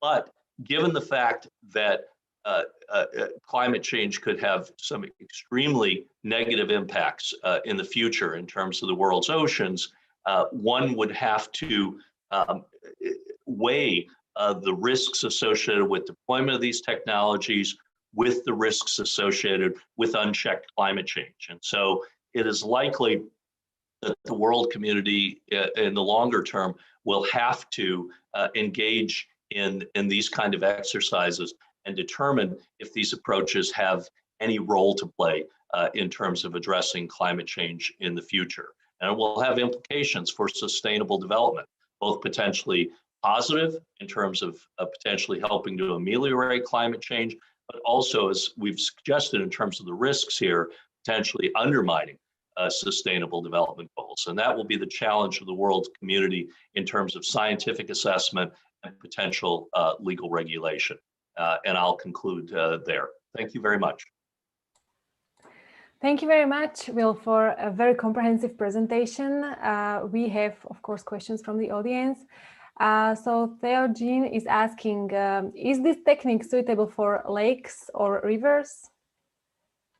Not for the most part. We're looking at ocean-based approaches because in most of these cases, you wouldn't get the proliferation of phytoplankton, for example, in terms of ocean iron fertilization or ocean upwelling otherwise.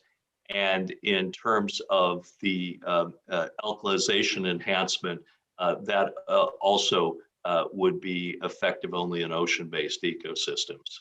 Mm-hmm. Another question, how long do you think it will take for carbon removal technologies to become affordable enough to be used for companies and governments pledges toward carbon neutrality as opposed to carbon offsetting? Yeah, it's a very good question. I mean, you have some carbon removal approaches right now that are already potentially cost effective and are being utilized. Elvis talked about one of them, which is afforestation and reforestation, right? Which, among other benefits, is the take up of carbon. In some cases, that can be done for somewhere between $10 to $20 per ton of carbon that's being taken up. And so, even with a pretty low social cost of carbon, those are competitive at this time. Others, including a lot of these ocean-based approaches that may cost more like $100 to $200 per ton, we're not there, right? And so absent either government mandates that would require deployment of these technologies or sales on voluntary carbon markets with for example, corporations purchasing these to meet their own pledges. It's not likely that these will be adopted at any large scale anytime soon. In some ways, that's not such a bad thing. As I think I've tried to emphasize, all of these ocean-based approaches have serious potential risks, and there's a need for a lot more characterization of the potential risks and benefits, and that's going to take time. Even if we get adequate amounts of research and development funding to do so, which we don't have now, even if we get that, I think it's going to take us a decade to be able to characterize these things in a way that we would be remotely comfortable in deploying them in these sensitive ocean ecosystems. By the time then we might be able to deploy these, presumably the cost of carbon will have risen more to the level of $150 to $200 per ton in world markets, and these might be adopted at that point. Okay, thank you. We have other questions. Milena is asking, in your opinion, which approach would be most successful to be able to meet the SDGs and the Paris Agreement goals? Mm-hmm. I don't want to hedge on this, right? But again, we're in early days, and it's really hard to know. Of the three that I talked about, I would think that it might be that ocean alkalinization enhancement ultimately would be the optimal approach in terms of meeting the SDGs. For example, if it could help us address ocean acidification, right? That clearly addresses a lot of the ocean-based SDG goals. It would also help us potentially to help eradicate poverty by protecting things such as coral reef ecosystems, which are often extremely important for coastal states in terms of their economies and in terms of fish production, for example. So, you know, questions of eradication of poverty and economic assistance would also be involved in there. It also, as we indicated, if it could at the upper levels potentially remove somewhere between 160 to 400 parts per million of CO2, help us address in a very large way the climate goals of the SDGs. But again, as I've emphasized, given the fact that it potentially could undermine some of these goals also by creating adverse impacts in the oceans, and thus undermining both the ocean SDGs as well as you know, potentially threaten subsistence fishing and things of that nature, would need to do a lot more research. It's become increasingly obvious in my mind that ocean iron fertilization, the one of these approaches that we've actually done field experiments as opposed to looking purely in the lab, that approach is not likely to really get us very far in terms of meeting the SDGs. Not only doesn't it seem like it would be nearly as effective as we thought it would be, we've started seeing some of the serious risks. Another one of the risks that I didn't have time to talk about, but I talk about now, is that if you get large-scale proliferation of phytoplankton, these phytoplankton in one area will take up a lot of nutrients that might rob areas downstream in the oceans of those nutrients, right? Could undermine contiguous areas, economies, and thus undermine the SDGs also. I think ocean alkalization enhancement is probably an approach that deserves the most research, because it could, I think, have the best potential to further the SDGs, but it's terribly uncertain at this point. Okay, thank you very much. There are many other questions, so we will have space and time during the discussion to answer them. I hope Willie will stay with us. And the last thing, our participant is asking where they can find the research on these three approaches. If you could maybe put into the chat some link if you have your research where they could find it, that would be really great. Yes, I'll certainly do that. Great. Thank you very much, Will, for your very nice presentation. So now it's a time for a short break. So we will be back actually at 4:50, so in a few minutes. So stay with us. Thank you.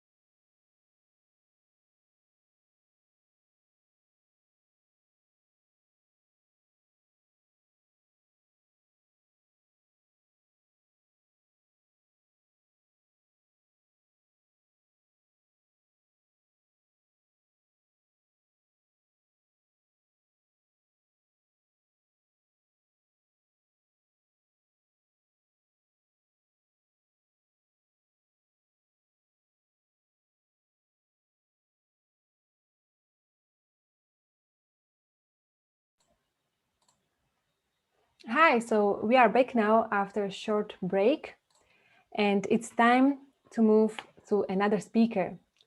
The next one is about expanding renewable energy generation without land use competition. The speaker is Nick Kanopoulos from Bright Solar, who is the president and CEO there, and has a rich professional international experience. Before founding Bright, he was managing director for channel development in Europe, Africa, Middle East for the solar business unit of Applied Materials. He was director of the Multimedia and Communications Business Division of Atmel Corporation, managing product development groups based in the US, Greece, Sweden, and China. He was founder and CEO of Data Communications Technologies, which was acquired by Atmel, director of the Integrated Electronics Group at RTI International, one of the largest independent research centers in the US, and for 10 years, adjunct professor at Duke University in North Carolina. He has published one book and over 100 papers in journals and conference proceedings.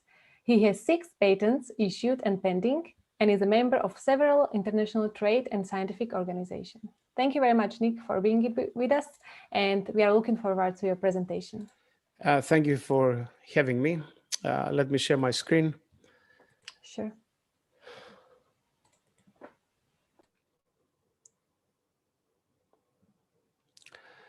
Good afternoon, everybody. And the subject I want to talk about is how we can actually develop solar energy without competing with farmland, so that we can have both food production and energy production at the same time. What motivates the dual use of land thinking is the fact that the world's population will increase to over 9 billion people by 2050, 9.7 billion to be precise, as it is estimated by the UN Economic Forum report. Now, that creates a big problem in the food supply for this many people. In order to feed these people at today's nutritional levels, where, by the way, 700 million people are malnourished, we have to increase the production of food by 85% compared to today's levels. Now, this cannot be done using the usual means of farming. And the reason for that is that the agriculture consumes 14% of energy and 70% of water globally. So as you realize, I mean, if we go the same way we're doing things today, we simply will run out of resources for humans. So we have to employ technology, and the most promising technology for that is controlled farming, and the most known and already available technology here is greenhouse farming. And this is a potential solution because in greenhouse farming, we can produce 10 times per square meter what we produce in open field agriculture by using 10 times less water. And this is a very important factor. However, there is a penalty. And the penalty is that greenhouses use 10 times more energy. And right now, this energy is mostly based on fossil fuel generation. And the implication here is that this energy has adverse environmental impact. So the question that we're trying to answer is, okay, how can we solve the sustainable food supply while producing energy that is not affecting tremendously the environment? In fact, 28% of the operating costs of a greenhouse are energy related, and they go to functions like cooling, heating, ventilation, lighting, and so forth. So the big picture that relates the energy production and the environment is based on the stated EU ambition for initially 40%, but now 55% emissions reduction by 2030 and carbon neutral economy in 2050. The Dutch ambition is 49% emissions reduction in 2030 And in 2030, they expect to have 49 terawatt hours renewable electricity on the North Sea and 30 terawatt hours renewable electricity on land. And I'm talking about the Netherlands here because the Netherlands is the European champion in operating high-tech greenhouses. In fact, this relatively small country is the second largest food exporter in the world after the United States, while being more than 200 times less land available. So the reason they are able to do that is by using high yield farming through greenhouses and precision farming in an environment where they control completely. So both wind and solar have, of course, a large footprint on the landscape, and there is land use competition. And of course, there's the not in my backyard syndrome that causes several problems, especially in countries where land is scarce. The agriculture is, again, under pressure in many regions, including the Netherlands, and climate change related extreme weather phenomena, changes in the climate pattern and water availability for irrigation are major concerns for the people in the agricultural sector. Additional costs for crop protection measures and insurance policies, risk of short and long-term yield losses are inevitable. So the agri-PV promise is essentially the ability to use the land for two purposes at the same time. One, produce solar energy on land without sacrificing the agricultural production. And agri-PV can be done in two different ways. One is through building greenhouses, and the other one is by installing crop protective structures in open field agriculture. The trade-offs are, of course, benefit versus cost. In a greenhouse, you can have a complete control of the environmental conditions. Therefore, you can yield a lot more production per square meter of farming than in the open field agriculture. The trade-off is the cost. The cost for building a greenhouse today, fully operational, is about 100, 125 euro per square meter. Open field crop protective structures protect the plants from adverse weather conditions, produce energy at the same time. However, you cannot really control the environmental conditions. Therefore, the yield will be the yield of open field agriculture minus loss due to weather conditions such as hail, snow, heavy rains, and stuff like that. So let's see what is the agri-PV potential impact in terms of energy generation and the environment. Let's take as an example case the Greek agriculture, where the area covered with, if an area covered with agri-PV system is 12,000 hectares, which is the 5% of the total area used for fruit and vineyards, then that will be equivalent to an installed power of 14.5 gigawatt, which is 2 times the current installation for wind and solar in the country. And the electricity produced will be 18 terawatt hours per year, when the overall Greek consumption right now is 51 terawatt hours per year, which is pretty significant, with only 5% of the land used for fruit and grape production. The second example is even more impactful, I guess, is the Mediterranean viticulture. If we assume that the area covered, the area used for viticulture in the Mediterranean countries, meaning Portugal, Spain, France, Italy, and Greece, 20% of that area uses agri-PV. then the installed power will be 240 gigawatts, and that will need 380,000 hectares of land. And the electricity produced will be 348 terawatt hours per year, which, as you see, is 20% more than what Spain uses per year. So the potential for the deployment of agri-PV systems is tremendous. In that respect, in the both protecting the plants and at the same time generating clean energy.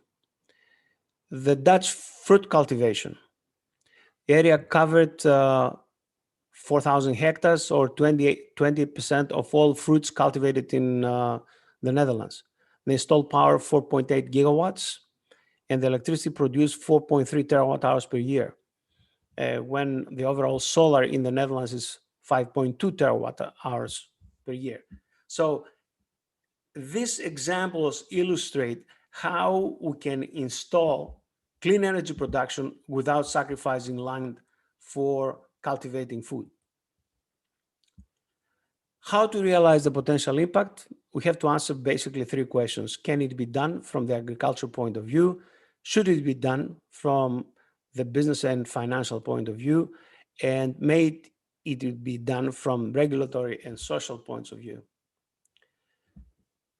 The farmer should be able to realize a clear benefit by allowing the installation of agri-PV on his land.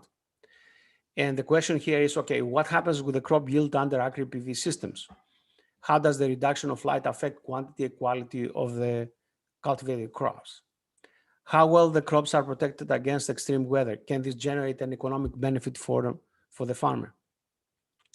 Answers can come only through real-life testing, not reproducible across different climates, because we have to make a multitude of decisions in order to assess the parameters to monitor the expense, time-consuming, and required for thinking farmers. Here you see an installation that we have done in Holland over a blueberry farm, and the results are extremely good. And the answer to all farmer questions, and also questions for potential PV investors and installers who want to take up the cost for making the installation. Of course, whoever invests in installation should profit from it by selling the energy. The cost may be too high for many small and medium-sized farmers, in which case external investors are needed. And investors require the lowest possible cost and the highest possible income. And the simplest possible system should be to produce the more electricity possible, but the amount of electricity produced is directly analogous to the amount of light the system will block from the plants. So energy production and plant growth has to be balanced in a way that the plants don't incur a significant penalty in terms of growth and yield, and the energy production is sufficient to justify the investment in the construction. Introduction of agri-PV systems must be possible in regulatory terms and socially acceptable. Right now, in most countries, in most European countries, there is a regulation where regular PV systems cannot be installed in high productivity land. So that's why most of the solar farms are installed in places where no farming is done. With dual use land, then that rule can be removed, because it's not either or, but it's both, which will allow for easier PV installation, since we are talking about flat land that is arable, and therefore it's easier to install the support structure for the PV. Are there any special regulations that should govern double land use? Does the land lose its designation as agriculture? What are the situations with building permits, etc.? In many countries, these questions have been answered. There is a pioneering program in Massachusetts, in the U.S., where there is a premium subsidy for dual use of land for agriculture and solar energy generation that makes it, in fact, a very attractive investment. Regulations also exist in European countries like Holland. And I know the Greek government is also working in some special regulations to essentially bring together solar energy generation and farming. So what is the role of our company? Our company has developed technology and nanotechnology that we apply on glass to produce a semi-transparent solar panel for agri-PV applications, either in the form of greenhouse covering or crop protective structures in open field agriculture. Our technology is based on a nanostructure material which absorbs UV light, which is useless for both crops and solar cells, and retransmits this light in the visible part of the spectrum where it can be used by both plants and solar cells. The net effect of our coating is the increase in the photosynthetic active radiation that the plants see by about 7%, and the increase in the solar cell efficiency by 7 to 10%. As you see in the diagram of the right-hand corner, we have the blue graph is where we absorb energy, and we transmit the same light energy in the red graph, where both plants and solar cells are active. Also, the transparency of the glass is uniform over the entire visible spectrum, which is the upper right-hand corner. You see the transparency of the glass is 80%, and it's completely uniform between 400 and 800 nanometers, which is the visible spectrum. And this is a picture of a sample of our glass. This is in pictorial form how this thing works. So you have a coated glass, and behind it we have a UV lamp. And when the lamp it's off, the glass looks like a normal glass. But when we turn the lamp on, the glass becomes red, because we absorb all the light, the UV light, and then we retransmit it in red, and that's what you see. This transparent panel has been deployed in a pilot greenhouse, which is erected over a vineyard next to Greece's largest winemaking company. This is 1,000 square meters and is done for demonstration purposes in order to monitor how the grapes grow and perform in this environment, and at the same time, what is the energy generated and how this energy compares to what the greenhouse needs to operate. We will be ready to announce, or we hope to announce in the April timeframe, something that happens for the first time in the Northern Hemisphere, which is a second crop, grape crop, within 12 months by the same field, vineyard. Because we are able to control the conditions in the greenhouse and provide the vineyard with weather that emulates the weather in close to the equator in Central America. The next thing I want to show you is the dashboard, which allow us to monitor the energy production in the greenhouse in real time. We have a weather station there and a full automated system for cooling, heating, humidity control, and so forth. And this is our system for monitoring energy production and the equivalent monetary value for the energy produced. Right now, we are in a position to claim that we produce more energy needed for the greenhouse to operate, and the excess energy is fed to the biological waste treatment of the winery. So the winery realizes about 800 to 1,000 euro per month in savings of their power bill. We also have a short video to show you at this point. Thank you for your attention. I'm open to any questions you might have, and we'll show you a short video from the greenhouse installation.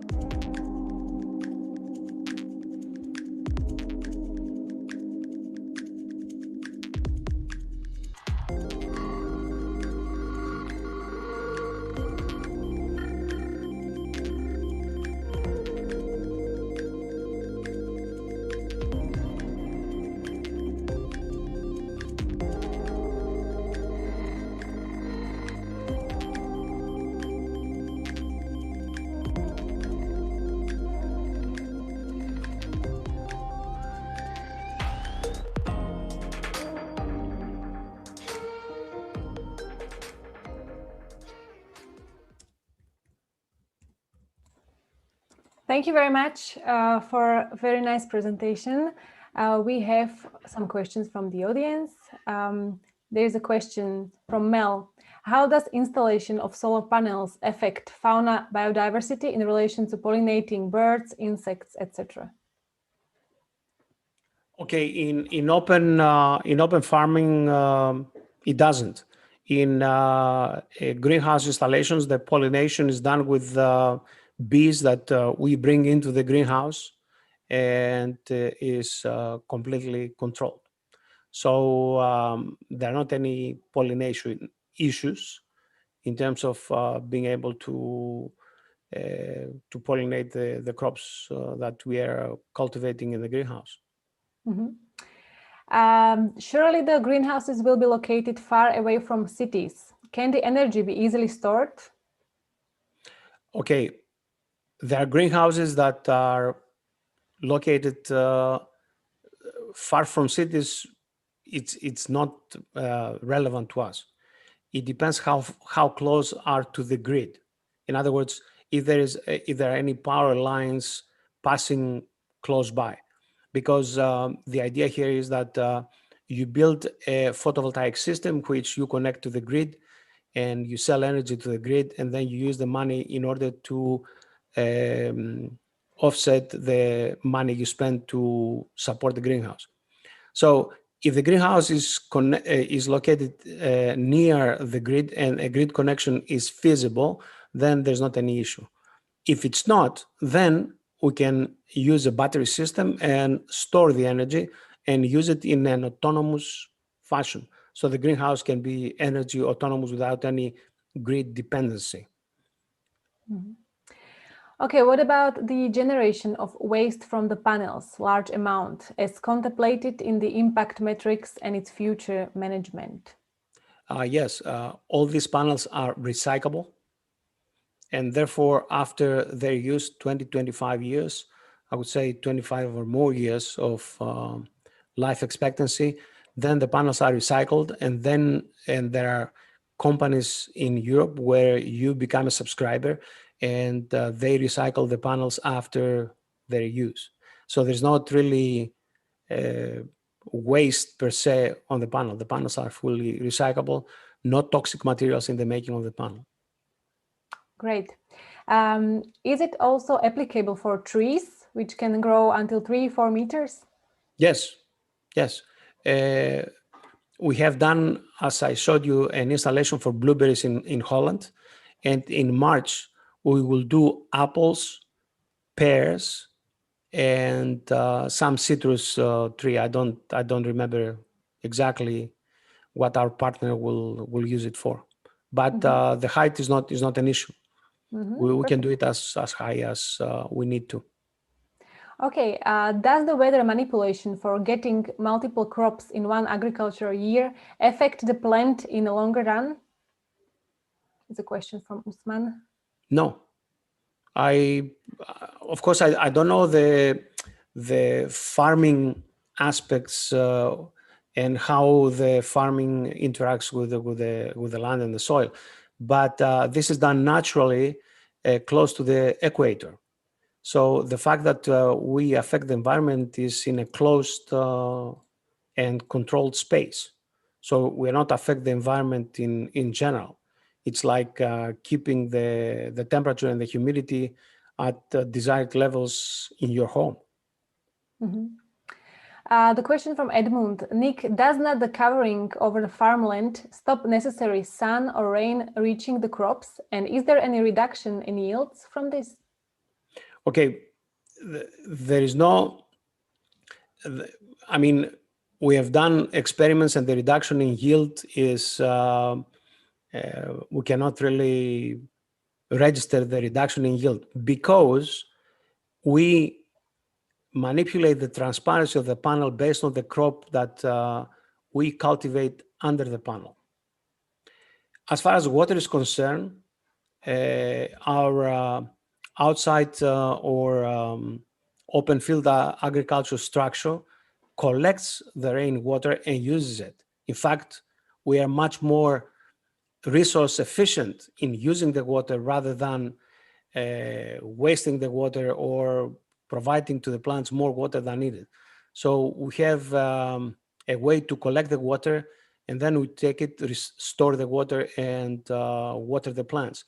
In a greenhouse, the water is used at the quantity needed to water the plants. And of course, there's not any water getting into the structure itself. The blockage of the sun is done, as I said, selectively based on what kind of crop we are farming and based on what type of sun or light the plants require in order to photosynthesize. The visible spectrum, though, is not used in its entirety by the plants. The two regions of the spectrum that are very important for the plants to photosynthesize are 400 to 450 nanometers and 650 to 700 nanometers.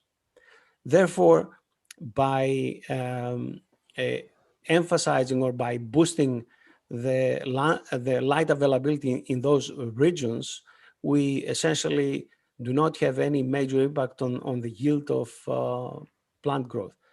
And in fact, that's what we saw for grapes and blueberries.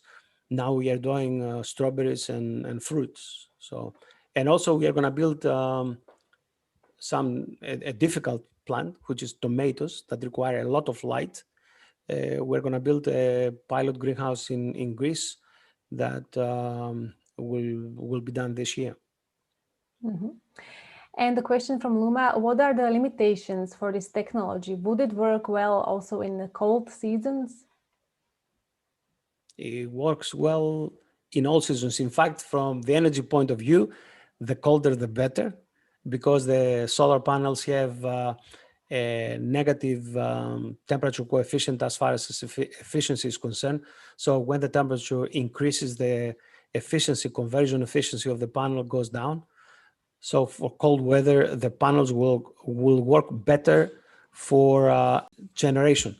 Now, in terms of the plants, in open field agriculture, we simply protect the plants, okay? But in the greenhouses, of course, in cold weather, because you can control the environment, we have a huge advantage over the open field. Mm-hmm. And the question from Cristiano, is food taste and flavor complexity affected by this new way to concept crops? In open field agriculture, no. In greenhouses, could be, but what we are doing is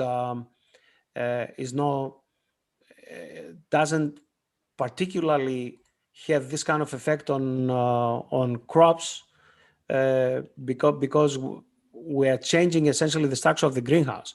So if you cultivate, let's say, tomatoes in the greenhouse and they taste certain ways, our panel is not going to affect the taste of the crop in the greenhouse. It will be like any regular greenhouse farming. In open field agriculture, no, because you farm in the ground and you get what you get. Mm-hmm. Okay, perfect. And the last question, you mentioned a lot already about the benefits of the solar glass. So what are the costs for the end user? Okay, that's a very good question, and the question all our customers ask. The cost, we see it as the differential cost between using a regular glass to build a greenhouse and our solar glass. The differential cost between regular glass and solar glass is 32 euro per square meter right now. But the difference is that when you build a greenhouse with regular glass, then you have to pay for that glass by selling crops. In our case, the glass pays for itself because it generates energy that the user of the greenhouse sells to the grid and makes money out of it. So depending on the location of installation, the differential cost for the glass can be recovered within 4 to 4.5 years by the greenhouse operator. Okay, and then, of course, you have an additional cash flow for your operation that doesn't relate to crop cultivating, but relates to energy sales. Okay, thank you very much, Nick, for a great presentation and for your answers. I hope you will stay with us also for discussion. You are welcome. Thank you. Okay. So now we can move on for the next presentation. And we had so 4 presentations by 4 gentlemen. So now it's time for some ladies, right?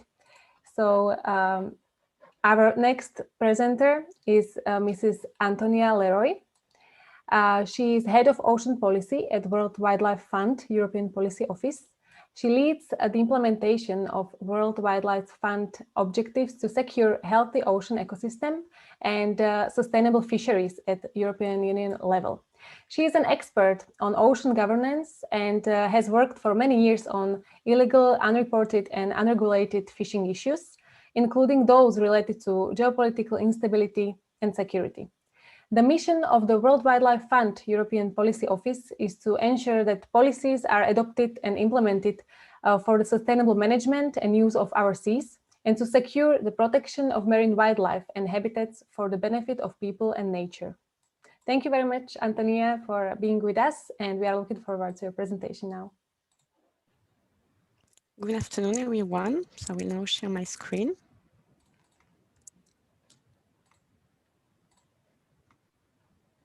Okay. Perfect, we can see. Full screen. Okay, can you see the full screen? Yes, it's perfect. Perfect. So my presentation today is about delivering ocean resilience to alleviate the effect of climate change. So, the climate crisis brings unprecedented threat to our planet and its ocean. Climate change results in major physical and biodiversity shifts in our ocean. So human-induced climate change, and you will see in the little chart on the side, it's also available online, all the impact that humans have. And there is physical shift in our ocean. So there is elevated sea temperature and ocean acidification. There is also a biodiversity shift with geographic distribution of species, species diversity, and population density. And this is a vicious cycle because the ocean's capacity to regulate climate is in turn altered. So the shift in our ocean affect our societies. We loss of ecosystem service to people. meaning living condition with coastal erosion, intensified weather events, etc. There is also a question of food security. It alters food webs, it shifts in geographic distribution, it decreases in fisheries potential in some area. And in terms of blue economy, less productive ocean mean, we lose benefits and there is a loss of revenues and there is a risk for the integrity of coastal infrastructure as well. So today we have an estimate that at least climate change puts coastal and oceanic goods and services worth an estimate of $2.5 trillion annually. And then in this global context, we cannot succeed to achieve the Sustainable Development Goal without protecting our ocean. Today, we know that 38% of all Sustainable Development Goals are only achievable with the accomplishment of the SDG 14, life below water. And from what we see, we're far away from success. In most cases, there is partial progress, sometimes it's not achieved, and sometimes we do not have data to assess such progress toward the SDGs. So our oceans are at risk. In this presentation today, I just wanted to focus on some solutions, especially one of them, which we think should be implemented as soon as possible. And it's really relevant currently to the European and international agenda on mitigating climate change. So the solution is nature-based solution, such as, for instance, marine protected areas, which are effective in addressing climate-related issues because it protects ecosystem with carbon capture and storage power. It benefits people, it protects from erosion, reinforces the ocean productivity, and it supports research. And it also benefits nature because it provides refuge, it reinforces the resilience of species, it supports mobility to the well-connected network, and to support the resilience of our ocean as a whole.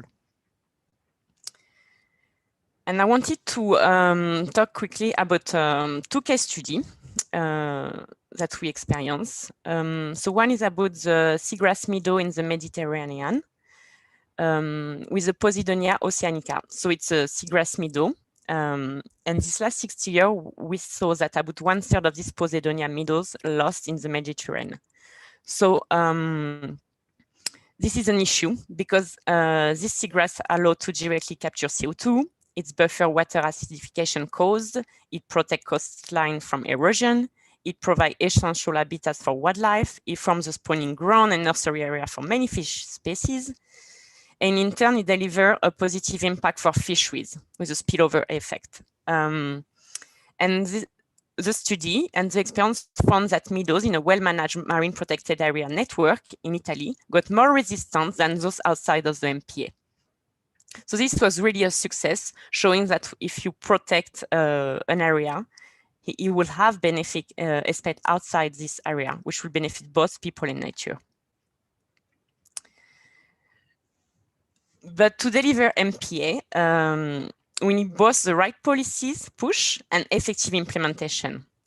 And currently, in the European Union, for instance, we say that we reach the 10% target, but it's only mostly paper pack.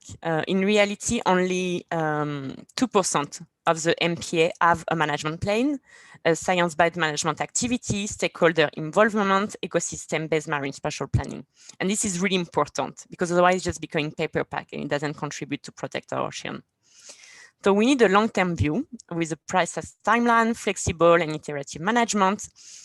We need financial security for this area. So to secure the implementation and enforcement means, funding monitoring, and we need integrity. Marine protection comes first in this area. And this should be the key goal. So to present you a second study, so in salt marsh restoration project on the Baltic Sea coast, So in 2014, there was a restoration project started, which started in German Baltic coastline.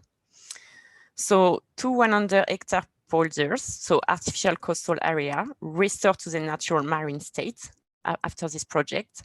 And so we saw the benefit because it quickly started to revert to salt marshes.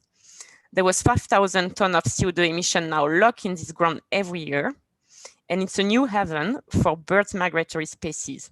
So it was really implementing in a successful way, because there was a real spatial co-management with constructive dialogue between the local farmer and municipalities to protect this area and to leave the area as itself to restore.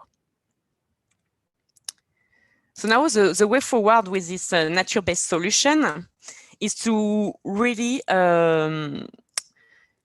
increase, let's say, the space in where we protect our sea to mitigate climate change. So meaning by 2030, we really would like to see effectively protect at least 30% of our ocean with 10% treaty protected, which is now in the EU agenda. We need to ensure that MPA are designated in ecologically meaningful areas, meaning that there is connectivity between ecosystem and species. And we need to ensure that the main priority of MPA is conservation of biodiversity and restoration of ecosystem. And we need to develop MPA in a broader framework of ecosystem-based marine spatial planning. So currently, member states in the European Union, for instance, need to deliver the marine spatial planning plan by the 31st of March. And it's really important to see how they plan to include this marine protected area with the other economic activities. So thank you for your attention. I realize my presentation might be a bit short, but I will be much more happy to engage in a dialogue and to discuss a bit more about this solution, but there might be other ones, especially because I have a bit of time.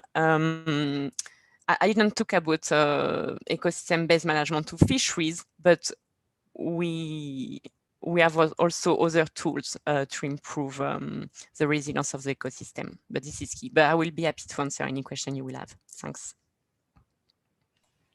Thank you very much, Antonia, for your very interesting presentation.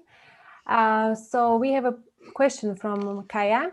With regards to governance, which sector, states, businesses, or civil society have the largest impact on these projects? Who is the most effective? Business self-regulation versus hard state governance, like laws versus community-led management? Okay, I think it depends on case by case. I mean, when a government decides to, let's say, increase the space in which the MPA are designed, it's really important to have the coastal communities involved, because often the most sensitive ecosystems are close to the coast. So, for instance, the fishery sector, the tourism sector as well, are really important. And now more and more, we see also the need to meet the climate objective with renewable energy, meaning offshore wind farm. We see that, you know, at least might be easier in terms of, let's say, politics to put renewable energy at sea and on Earth, because it's far away from people's eyes as well. But still there is stakeholder at sea, like the fishers, again. So there's also really big discussion with this sector, because, you know, we want to achieve also climate change, energy neutrality by 2040 without deteriorating our ocean. But we know that there will be an impact in any case. So it's really a discussion that we have with stakeholders, with various sectors. And they all have, let's say, a weight in the discussion, depending on where the activities are happening and where, you know, the sensitive area are. Mm-hmm. Thank you. There is a question from Gail. Do you know how can we maintain the marine protected area protection if the local authority does not support sufficiently the MPA? Yes, so that is the point. Currently, we see that there is a clear gap when we assess which MPA were really effectively managed, not just paper pack. We realized that there was only 2% and not 10%. So there is a big discussion at the EU level to actually monitor this kind of protection, if there is a real management plan, etc. So we hope there will be a push from the EU and from stakeholders. So I think when such issue will arise in the future, there will be possibility for stakeholders to turn to the EU or to engage, you know, with the civil society to put pressure In this regard, a private individual, private company are the one financially supporting these MPAs. Is there an international institution who deals with this kind of issues? Not really. There is no one international institution which is, if I understand the question, like kind of deal with the issue of funding, the monitoring and the enforcement of the MPA, I suppose. Sometimes industry are supporting. They are supporting, especially in terms of science, because we need more science to define which area will be the most adapted and good to be designed. But yeah, there is no international body. Like it's each government, because it's in their own water to decide. Okay. Question from Sumi. Is there currently any ongoing research going on this area as per your knowledge? Sorry, I didn't understand the last part of the question. If there is any ongoing research going on this area, if you know about some research. Yes, there is many. I mean, each member state, at least in the EU, they are starting to do this research more and more, especially because they are developing the marine spatial planning plan, and they need to map sensitive areas, spawning area, the corridor of connectivity between species. So this is ongoing. We need more science, more data, but it's really something that is ongoing. And how are you monitoring the real-time progress of MPAs?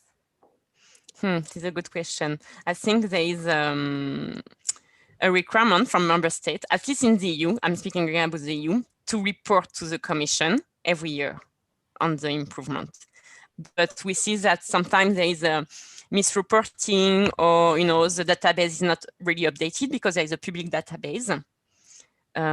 So we try to push for kind of some automatic reporting on how it improves. Yeah. Okay, question from Gail. UN stakeholders, does World Wildlife Fund, Philippines, and other NGOs able to help in this case?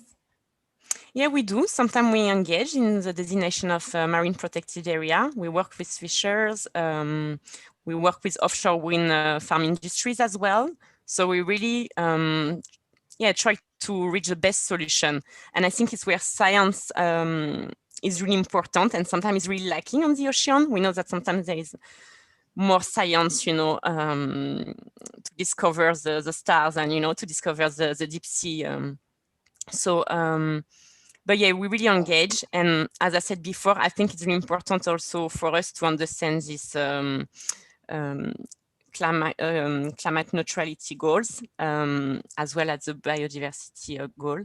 And both sometimes can be a bit conflicting when you need, for instance, to develop renewable energy. So we really work with the industry, and we were really involved.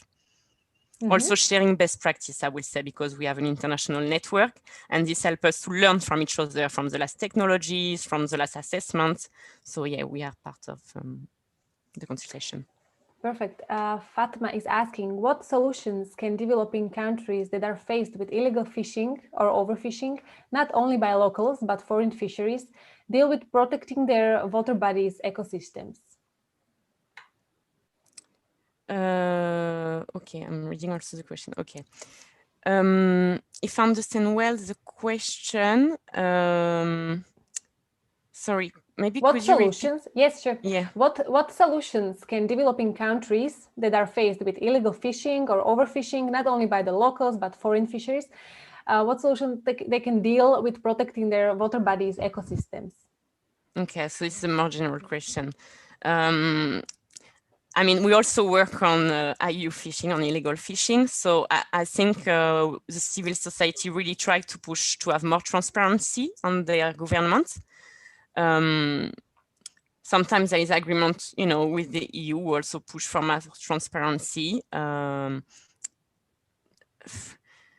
It's a really general question. I think for developing countries, really, and understand the political context, sometimes it's a bit different than what we have in the EU.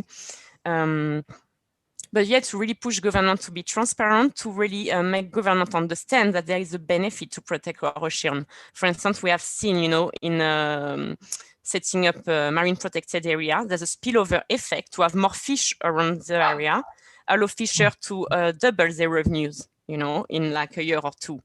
So I think sometimes oceans are a bit far away from government awareness. And it is where, civil society and other stakeholders should really raise awareness and make sure there is transparent decision-making process, because I think stakeholders should be involved. Mm-hmm. Other question, how exactly will it be beneficial when we cannot regulate where fishermen or other harmful practices are taking place? Asking Marina. Okay. Could you repeat the beginning of the question? Because how exactly will it be beneficial when we cannot regulate where fishermen or other harmful practices are taking place? When we cannot regulate where we cannot regulate. Okay, I don't think we cannot regulate. So I was a bit perplexed about the question. Maybe cannot regulate meaning that there is no government will or rules in place. In this case, again, maybe the pressure could come from the international community or civil societies. If there is no regulation, I mean, you need to put pressure and to maybe also go public, because I think the public opinion is more and more aware of this issue. And, for instance, buying a fish, it's also a way to have an influence on, the economic reason why governments are not regulated such activities.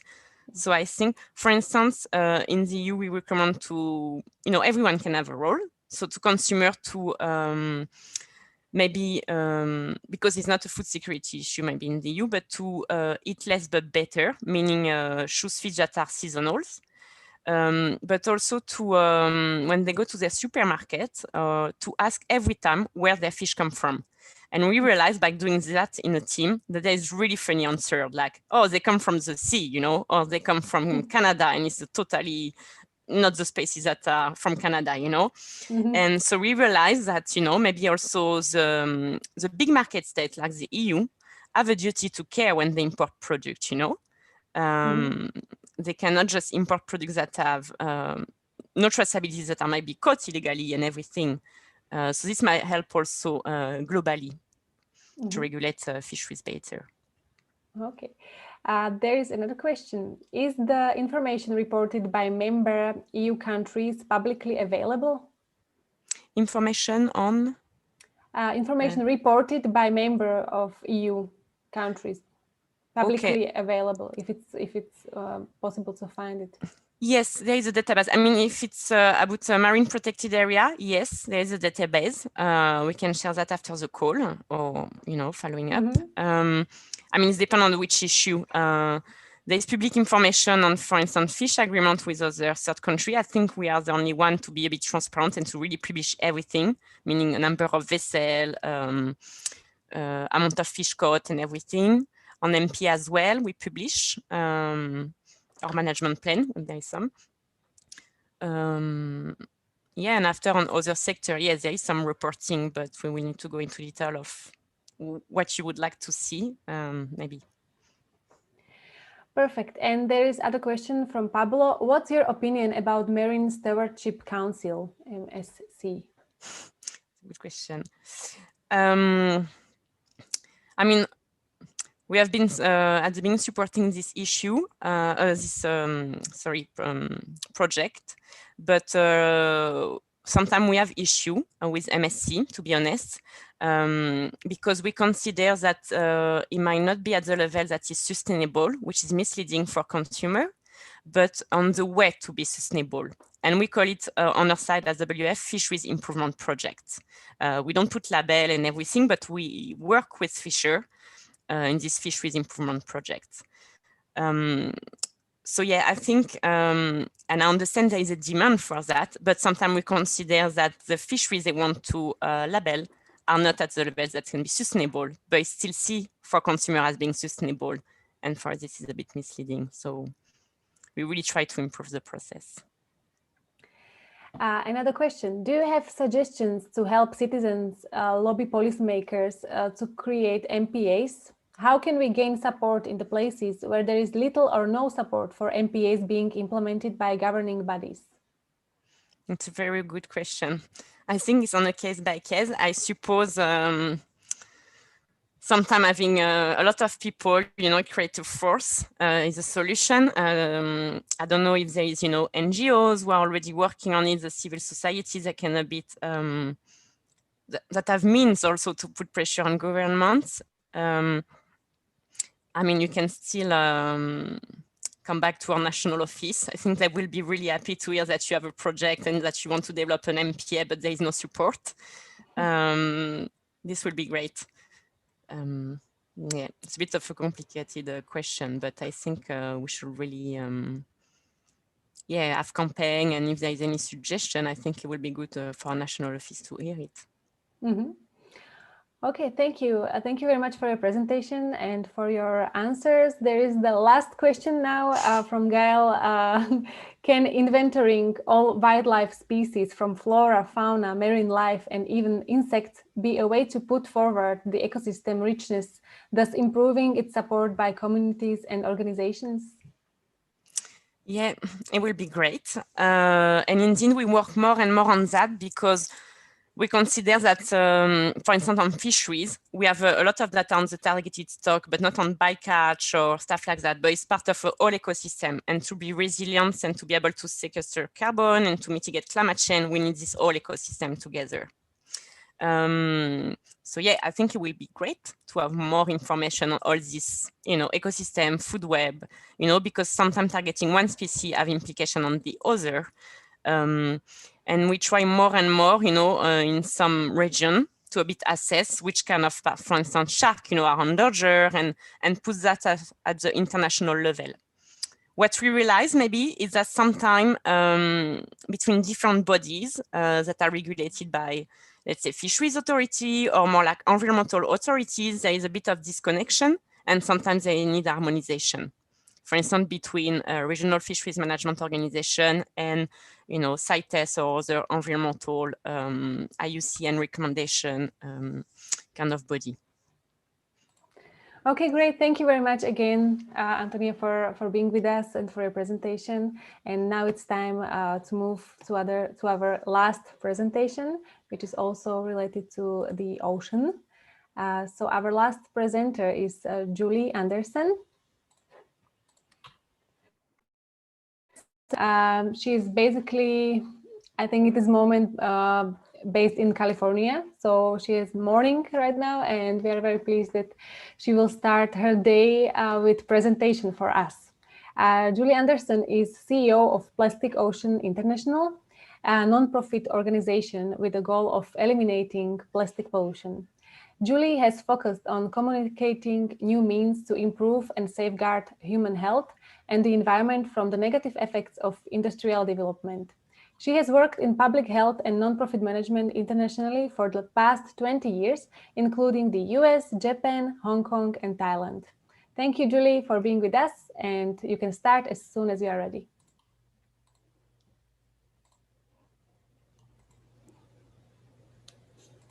Hello. Okay, now you can also share your video. Perfect. Great. Hello, it's great to be here. Thank you so much for the introduction. And it's fantastic to be on this webinar with such great panelists and speakers. And I will start sharing my screen right now.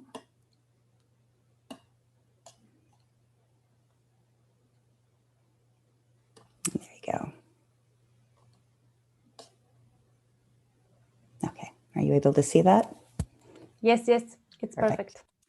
So as Vladimir said, my name is Julie Anderson. I'm with Plastic Oceans International. And I wanted to start off saying how I got into plastic activism and plastic pollution activism. And it really started with my time in Hong Kong. I was living in Hong Kong at the time in 2012 when there was a typhoon that had knocked over a Chinese oil container ship that was carrying many cargo containers of nurdles. And these are pre-production pellets, plastic pellets. And I was shocked to see that this cargo ship had knocked over all of its container ships, had dumped. And you can see in this picture here, you can see in this picture, all the bags were actually labeled Sinopec, the oil company, and you could see the beaches look like it snowed. And to me, what was shocking is that the container ship, when it righted itself, it continued to go. And I had learned that once plastic is made from oil, once the oil is turned into plastic, plastic is considered non-hazardous, and therefore the oil company is not responsible for its cleanup. And to me, I was blown away by this fact. And what came from that was that, weeks after, for months, you saw these little nurdles that looked like small fish eggs that were littering the beaches. There were millions and trillions of these nurdles at the bottom of the ocean, and they were affecting the local fishing industry. It was unsightly, and this was years of problems ahead for the ecosystem. And what was interesting to me is that the real call to action were the individuals. The community of Hong Kong rallied together and on Facebook created a Facebook call to action to get individuals to come start cleaning up, highlighting where the hot spots were, where they were finding these nurdles. And what was incredible was seeing how individuals came together, cleaned this up, and it really sparked also the next wave of plastic awareness and involving the government to get involved in banning certain types of plastics. It also highlighted Sinopec highly. It got Sinopec to realize its responsibility and take accountability for what it did. And they eventually sent employees to help with the cleanup. They have now, in years following, have agreed to pay for a lot of the cleanup damages. So this is where I thought, there was a role to be played to highlight the impact of plastic, but really to start calling and driving the individuals in our communities to really empower them to take action. And the first part of starting with Plastic Oceans was, what is our purpose? Our purpose is this: we have a commitment to a sustainable world without plastic pollution. And part of our organization, we do that to inspire and inform individuals and communities to take change. And with those changes on a corporate and policy level, we are seeing them create lasting sustainable change, reducing plastic waste, plastic consumption, which is then triggering that systemic global shift in sustainable thinking that we need. So some of our guiding principles. Fundamentally, we believe that we have to act locally in order to accelerate change globally.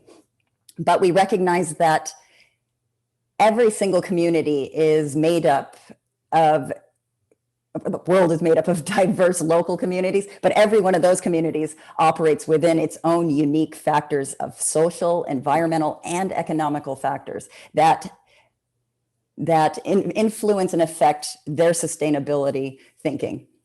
And finally, our third commitment, or third guiding principle, is our commitment to a sustainable world. And we define sustainable as one that minimizes human impact and maximizes regenerative practices. And those regenerative practices are those leaving our environment in the same condition or in a better condition, and minimizing it. So it is a constant interplay of activities as we make choices.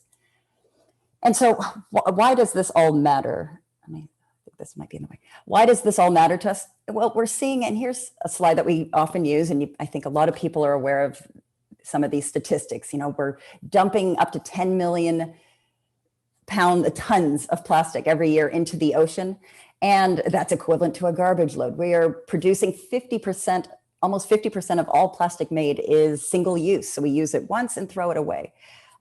We're seeing millions of animals dying every year due to plastic pollution. We're not recycling well.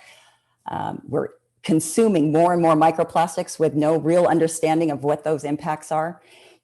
And there is this risk that because of plastics breaking down into smaller and smaller pieces, we're becoming more and more aware that there's going to be more plastic in our oceans than fish. And why this is all important is because we keep increasing our human impact. There is no sign of reduction of our human impact, and there is no sign of regenerating our environment.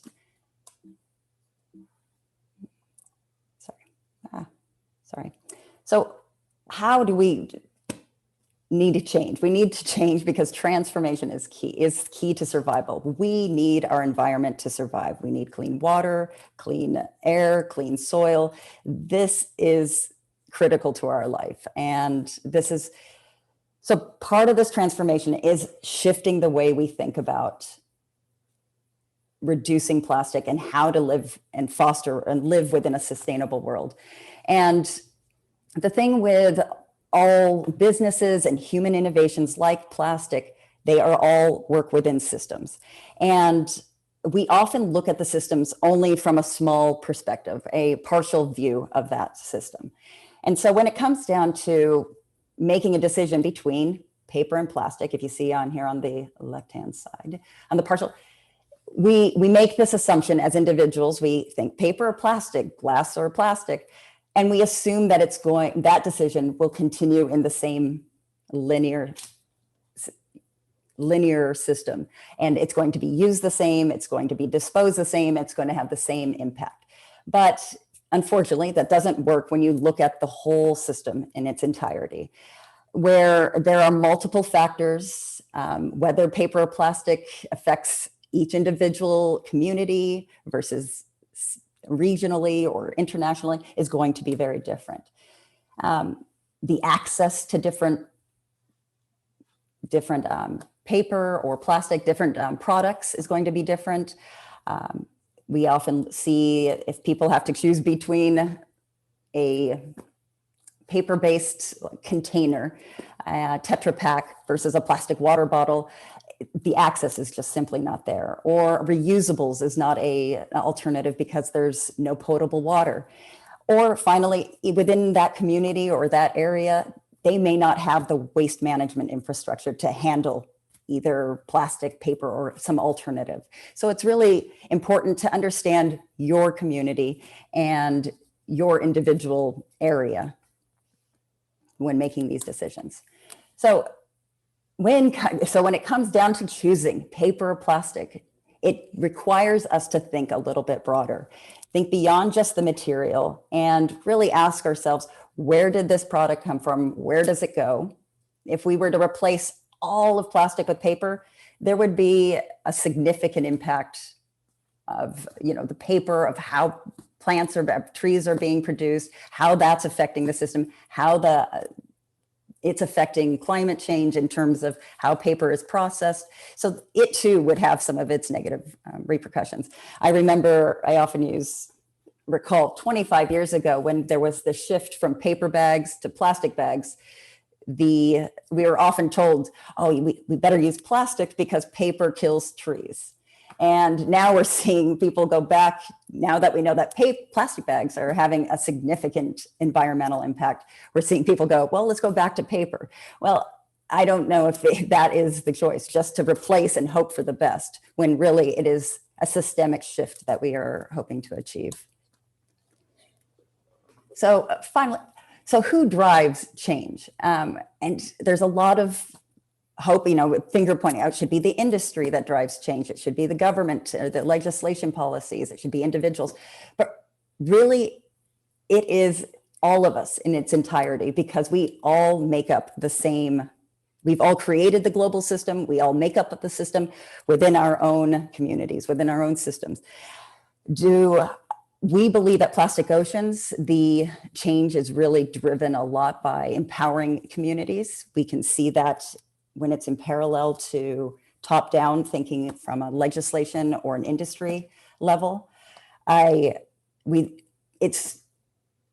be definitely beneficial if the industry could make big changes, because they're able to make changes scalable.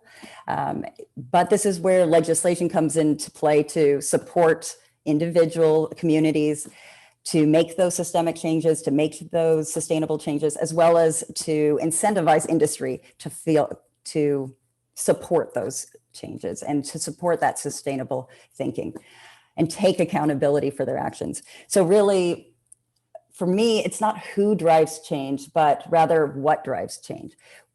We see that everybody plays a role, but it is the purpose. It is the commitment by all individuals, governments, and industry to work with it, to build a sustainable world that minimizes human impact and maximizes regeneration. And this is an ongoing process of continuous learning, continuous understanding of the new sciences that come in to play to understand the extent of our impact on the environment, as well as the science and the innovation process that's coming with new and better materials to shift us in a better direction. Sorry. So I wanted to just highlight some of the activities and initiatives we do at Plastic Oceans and where we are seeing significant changes. We work, again, within communities to reduce plastic consumption and waste. And we do this in alignment with the UN Sustainable Development Goals. And the way we work with communities is that we really integrate into the community. We work and engage with them to understand what are some of the barriers that are keeping them from reducing their plastic waste. Why are they consuming as much plastic? And we work to address those issues. For example, it's easy to go in and say, here, use refillable bottles, stop using plastic water bottles. But if that community does not have access to clean water, clean drinking water, we need to address their water security. We need to address why they don't have water security, what is preventing that. And then we can then target and reduce that plastic consumption of water bottles and thereby reduce their plastic waste. We also are seeing different communities that simply do not have access to waste infrastructure that we have in certain areas. Even in the US, I live in Los Angeles, and there are a full wide range of recycling capabilities, but if I drive 1 hour away from here, they do not have a full range of recycling capabilities. And if you go to communities on islands, they have even less recycling capabilities and limited waste infrastructure. So it's dealing and targeting with these factors, these other areas that address sustainability that indirectly or directly affect reducing plastic waste and plastic consumption. And before I start this, this is a short film that we at Plastic Oceans, we also create films to help inform, inspire, create these aha moments for individuals to engage in rethinking how their plastic consumption, their plastic waste. And I know sometimes with these live streams, it's not always so clear. So I will provide a link in the text, but I'll try to play it. It's only 1.5 minutes.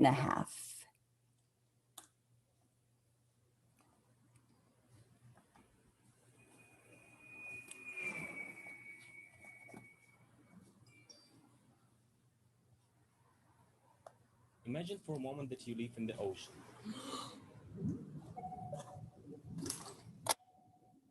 This is your ordinary day.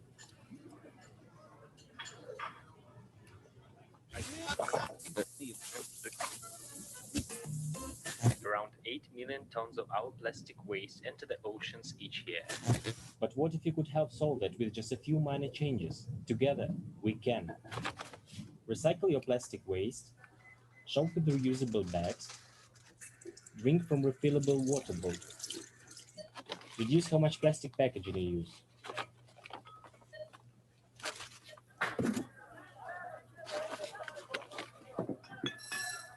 Don't be a drag, refuse to smoke. Cigarette butts are made from plastic.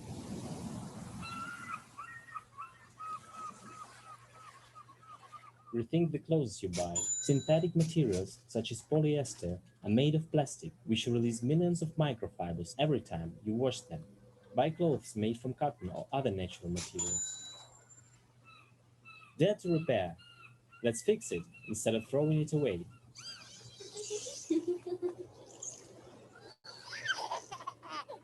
finally, share so more are aware. Join us in educating others about the issue of plastic pollution. And remember, with just a few small changes as individuals, together we can make a world of difference.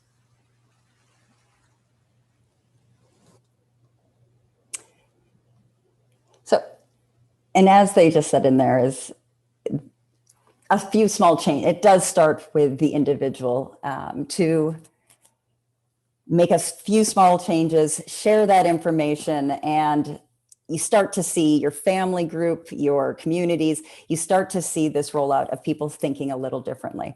And as I started this off, and what got me into becoming a plastic activism is really how it only takes one individual to get to inspire others to join a call to action to reduce plastic consumption, plastic waste, cleanup, get involved. We see from that one experience in Hong Kong in 2012, we see that the cleanup was there by individuals.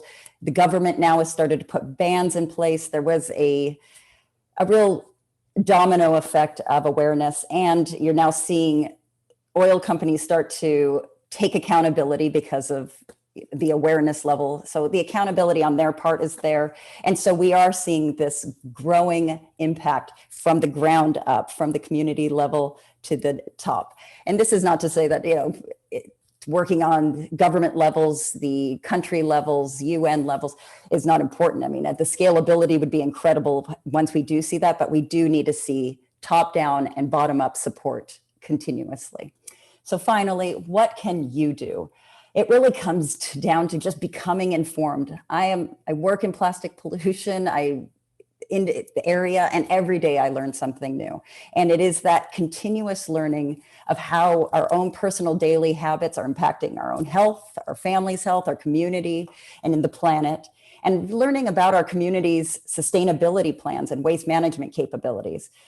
As again, I live in LA, but within LA, there are 9 different city districts with their own different waste management capabilities. And it's important to understand those when making your own personal choices in plastic consumption. Second, the next easy one is refuse, reduce, reuse. Really try to continuously consume less plastic and generate less waste in general. Third, use your voice. It is so important to recognize an individual's power. Corporate decisions are powerfully shaped by the people who work for them. We see all the time companies setting CSR goals and commitments, but without their employees holding them responsible and accountable to those goals, we will not achieve those goals. They will not be achieved. They will be beautifully written on paper, but will we ever reach those goals? There is no repercussion. So it really comes down to the power of the individual and the employee to hold them accountable. It's also important to share the Rethink Plastic movement in your words to gain your community. They understand you. If you believe in it, they will follow you. And finally, support the sustainability agenda.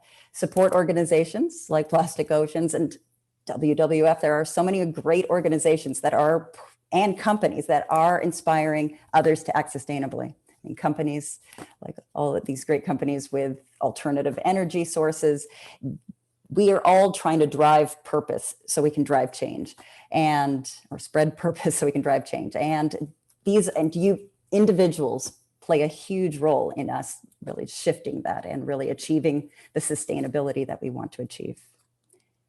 And I think that is it. I'll end there. Thank you very much, Julie, for a very inspiring presentation and also for the great video. We have some questions from the audience. Question from Diane. Can there ever really be a world without plastic pollution, given that microplastics have entered the food chain at the lowest, deepest level? I think that's a very broad question. Can we fully eradicate all plastic pollution? Probably not, but can we reduce the impact that it's having, the detrimental impact going forward? Yes. Am I always optimistic and confident that human innovations will come into play to start reducing the impacts that we've already made. But I think that we can easily shift and create better ways. Sure. What legislative changes do you think would help? For example, what could the governments do to make green thinking the way for the future? I think this is why it's so important to think on a community level, because the idea of having one blanket policy that will roll out top down very easily is ineffective. I'd like to say banning all single-use plastics would, make things better overnight, but then that also doesn't address the thousands and thousands of communities that are dependent on water, bottled water for drinking, packaged food for food preservation and shipping, and lowering our costs for shipping of food and products so that they can afford it and have access to goods, like real necessities that they need. But we do see that within these communities, you can implement better waste management collection programs within their capabilities. You can start implementing better water security systems. You can start buying locally and sustaining within those community actions. And once you start seeing those communities implement sustainability plans and living, they will fall into line with those top-down blanket policies like banning all single-use plastics. There is another question. How do you solve the problem of plastics pollution in communities with low waste management infrastructures? A lot of that is building in ways to start collecting it. The waste management often doesn't need to be as complex as we see it in developed cities or cosmopolitan cities. It does come down to creating basic systems of collection, proper collection, starting to identify those jobs as dignified jobs so people start taking them. We are seeing that people will collect, put them in the right spot, and start developing a secondary market to it. And a lot of this comes down to recognizing it as a job, a dignified job that is critical to sustainability. Thank you for the answer. There's another question. Do you work with people or organizations trying to remove microplastics that are already in the ocean? When do you think we will be able to do this on a scale? We do work with, we look for organizations or companies that are trying to remove microplastics, but directly out of the ocean, no, because once it gets into the ocean is massive. And the idea of filtering the entire ocean and getting to the bottom to vacuum up the ocean, the small pieces of plastic, and being able to separate them from the microorganisms that are beneficial, it's too big of a task. The manageable task is, how do we prevent it from going into the ocean to begin with? Can we clean up the microplastics in the sand? Can we prevent microfibers from washing away into our water systems and into our lakes? And that's where we're focused on identifying products that are producing more microplastics, finding systems and looking for solutions that do prevent that type of increase of microplastics into the oceans or any bodies of water. Okay, question from Diane. I recycle and compost. How can we recycle clothes, old socks, pants, etc.? I don't want to bin these materials. Are there any innovative services that can be scaled up for cloth domestic waste? And then when it's waste, you're seeing some companies that are taking them in, trying to repurpose them into a secondary product. I think the really scalable solutions for used clothing you're starting to see, it's going to skip my mind, like Poshmark that sell reused clothes. But they sell them in in a better way. They polish them up and they look like it's starting to be trendy to buy those reused clothes, those used clothes. And I think that is right now the way to go forward. But right now we consume so much and everybody is able to take all of their clothing and we could give it to somebody and it makes us feel better. But if the consumption itself, the mass volume of stuff that we have to give, it's very difficult to constantly find a secondary use. So it really goes down to why we say refuse, reuse, recycle. It is, can you consume less? Can you create less waste? Mm-hmm. What do you think is the best way to influence governments to take or to make corporations take responsibility and reduce their impact on plastic pollutions? I think the best way, the best way is to highlight, is to actually start doing. I will use the example in Hong Kong. It is getting out there, cleaning up, showing where that plastic's coming from, who caused it, and starting to highlight the accountability.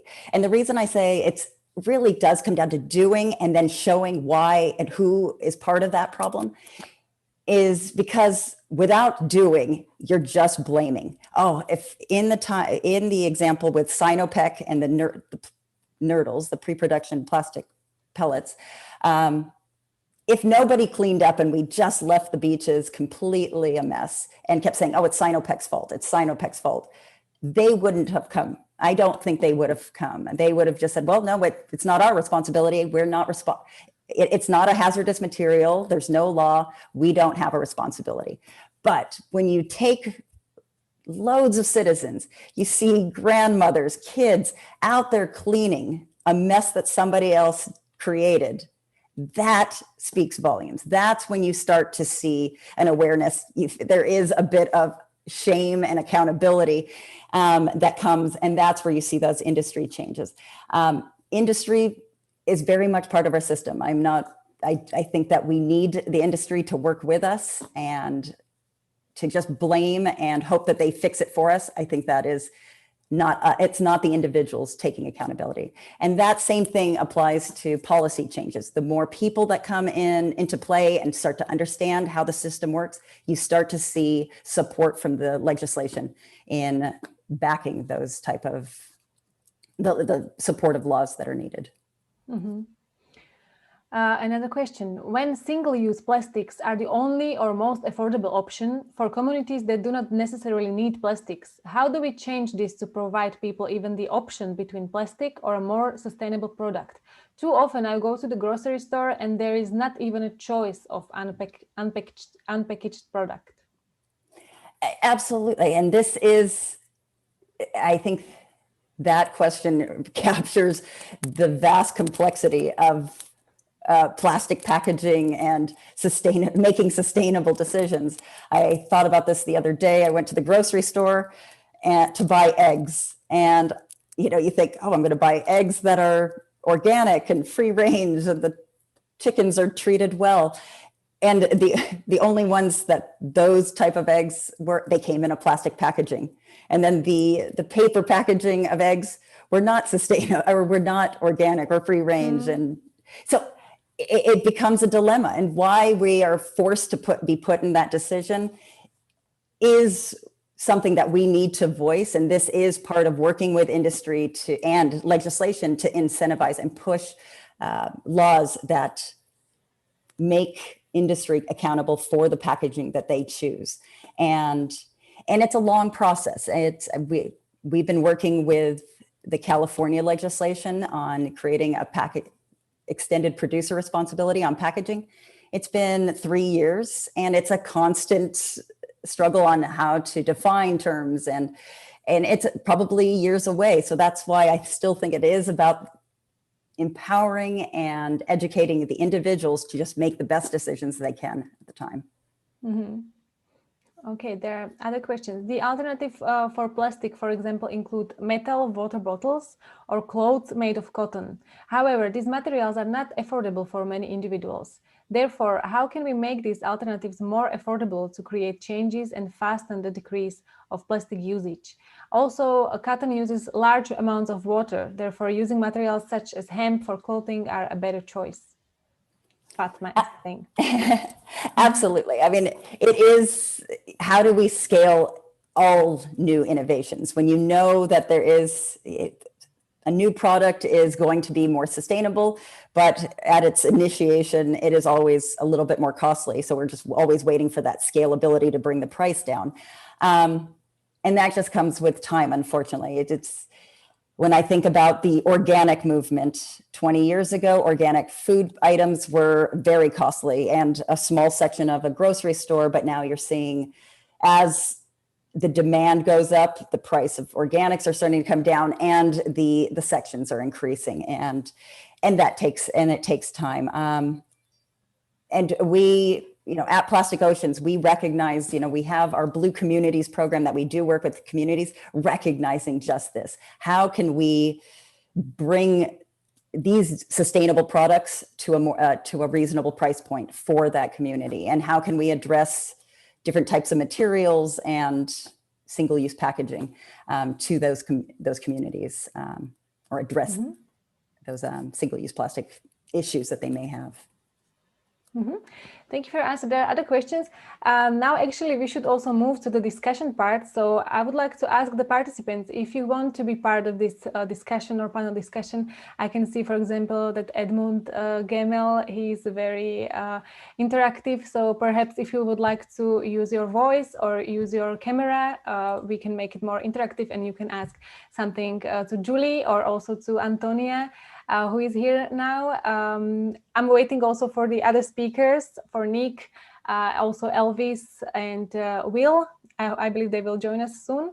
So if you want to be part of this discussion, you can just raise your hand and we can allow you to speak.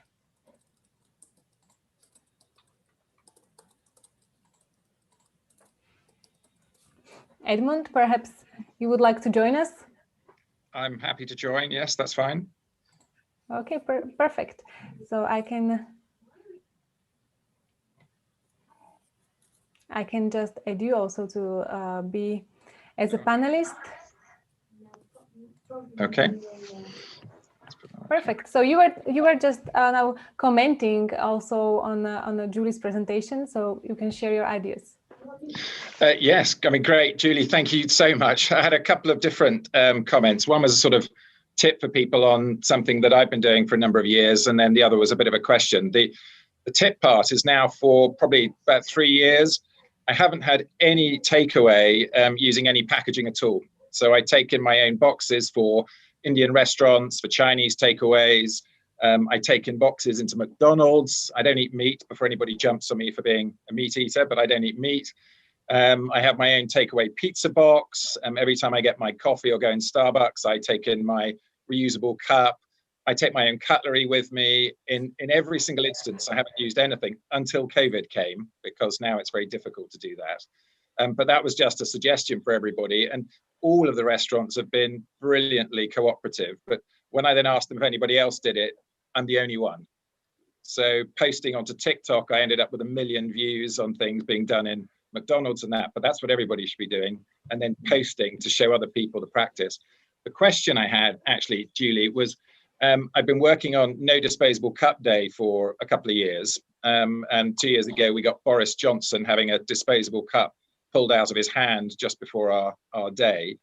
But I was wondering if you're doing anything with Plastic Oceans related to disposable cups, and if you actually had any success stories in the States. No, we're not. Okay, yeah, that quick answer. First, I just want to commend you on your practice to reduce your single-use plastic use. I think you're absolutely right that if everybody kind of shared their experiences on how they deal with reducing their plastic, it is beneficial, and not take your advice, your experience and your advice because you live in a different area, you have different circumstances, not to take it as something that everybody in the world can do. It's recognizing that we all can find different solutions. There is no one solution. So I think that's very commendable. To address your question regarding disposable cups. We have a program called Rethink Refill that we encourage people about refilling their water bottles, choosing refilling or reusing over disposable. But this has brought up more and more the issue of water security, and that's what we do address water security, because we are seeing rivers and lakes becoming more and more polluted with microplastics. And and the irony of not having potable water from our potable water systems and then having bottled water come in, adding to the problem. So it becomes this circular issue. But we're also, there are so many great programs out there, and we're constantly looking for new solutions, new ways to engage the larger audience to take part in, rethinking plastic like you are, in the sense of like, how can we do our part in our lives? Brilliant. If I may, I have a question also for you, Julie. Because, we have internal policy, and we try, when we recommend something, we try to apply it to ourselves, and we realize it's not maybe the case for industries and civil society to have such internal policies sometimes. We try our best. For instance, when we have internal meeting, we always order in restaurants that provide food without plastic and stuff like that. So it was really an effort on our side. Maybe because we had the capacity to do it. So I'm wondering if, there could be like best practice internal policy to start with for people to get used to, at least at work, and then they can get used to, at home and whatever. I think that would be great. And it's interesting, our experience is working with different businesses is even to get them to get people to start thinking of how much plastic they use. I was working with a large bank where they worked in an office building with several floors. And an easy solution to their waste was, or just plastic use, is that they would use they would line their paper bins at every single desk with a plastic bag. And it was just paper that was going in there. And by just eliminating that and making one wet bin in the kitchen area, the common area, they were able to reduce 1,000 plastic bags a day by doing absolutely nothing really in terms of effort. So it's interesting to just even get people to start thinking about, okay, we're ordering food in, let's just at least ask for no plastic cutlery. And that makes a significant difference. But what it really does is that those type of getting a policy to rethink the plastic, you start seeing, oh wow, it's not just plastic cutlery, it's the coffee pods, it's the disposable coffee cups that they're giving out. And people then just start to get engaged, and you start to see this domino effect of plastic reduction and consumption. There is another question also about what do you think, how do you trust brands such as H&M and all the claims sustainable clothing? I'm a believer that we all have to work together, and I hate to shame and point. I do think the goal is to get people to understand what is their sustainability. It is not just replacing an item. If we are consuming, if they're simply making a sustainability claim that they're just using an alternative material, we're still consuming at a high amount. And I think an earlier question was, what do we do with all of our secondhand clothes, like the clothes we don't want? At some point, if we are consuming even all cotton clothes, and we have a ton of cotton clothes, we're going to have to give them, they're going to go somewhere. And cotton, as somebody pointed out, also has its environmental impact. So it is really finding it is getting these companies and understanding, getting them to be more transparent with their sustainability goals, their CSR strategies. Is it just a shift to still maintain their sharehold and their market share? Or is it really a way where they are investing some of their profit in creating a truly sustainable world, which is minimizing their impact, the human impact, and maximizing regenerative practices? And where it's still questionable is that it's never very transparent. And that's what we're working. We try to work with these companies, not to shame, but at least to increase their transparency so that we can all, as individual consumers, make better decisions. I think if I could just add to what Julie was saying, on an individual behavior basis, we have to change the way we look at these things. So we can't look at clothing in the sense that we get it, we wear it a few times or even for a period, and then we pass it on. We have to look at our own responsibility from it right from the start. And if you've got a belt that's actually starting to be, not so great to wear or whatever it is, you should get it repaired, even if it costs 2 or 3 times more than buying the cheapest belt from H&M or wherever it would be, because that's the true value of the product. And we've really got to stop our high levels of consumption by thinking that we can just pass on something through recycling in the UK, give it to a charity shop or whatever it would be, and actually see it as something that we keep it for its whole life and not pass it on. Then we wouldn't buy so much.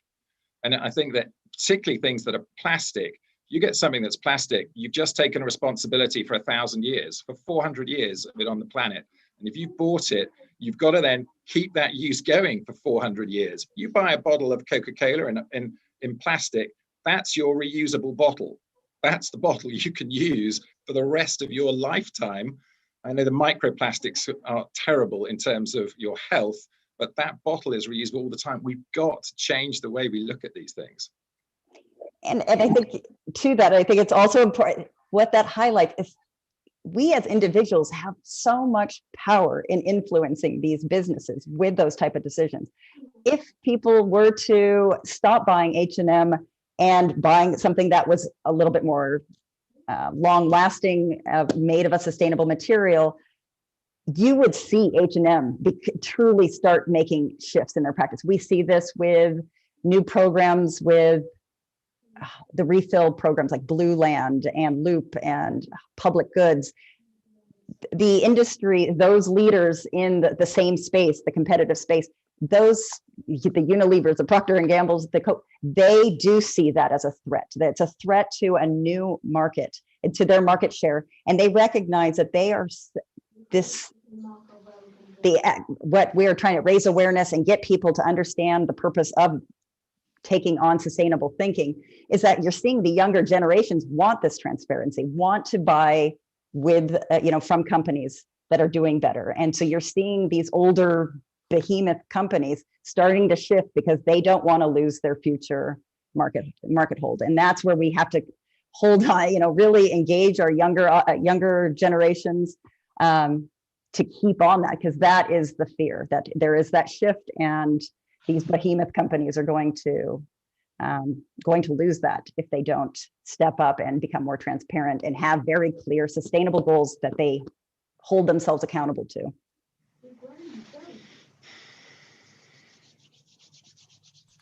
Thank you.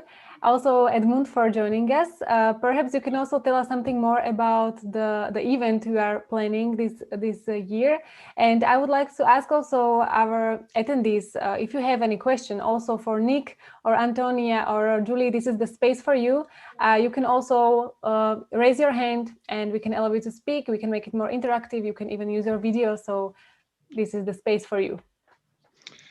Sure, yeah, I'll give a quick introduction. Yeah, I mean, I'm the Managing Director of Scientists Warning Europe, so based in the UK. And just as background, there have been 3 scientists' warnings to humanity, one in 1992, where the scientists told us we were on a collision course with the biosphere, which was signed by 1,700 scientists, including more than 50% of the Nobel Prize winners in science at the time. Then in 2017, which was the 25-year anniversary, there was the World Scientist Warning to Humanity, a second notice, which was brought out telling us that we'd ignored the first warning, that everything was worse than the previous scientists had said, although they were correct in all the tendencies. And that was signed by 15,000 scientists when it was brought out. It's now signed by more than 20,000 scientists. And then on the 5th of November 2019, as President Trump said that he would take America out of the Paris Accord. Luckily, that's been reversed by Biden today or yesterday. The world scientists issued their warning of a climate emergency. And that was signed by 11,500 scientists. When it came out, it's now 15,000. So these are the most signed scientific articles in the world, and they're all telling us we need to take urgent action on the climate and on protecting the biosphere. And I know everybody, pretty much everybody on this seminar and all the speakers are all convinced about it as well. And the latest projects we're working on, well, the first thing we're working on is that we're working on a 2030 statement saying that the only practical way to protect us is for the world to go for net zero 2030, and that anything after net zero 2030 is putting us at risk of the world's tipping points being tipped, which they're likely to tip between 1.5 and 2 degrees. And if they do, climate change can go out of control.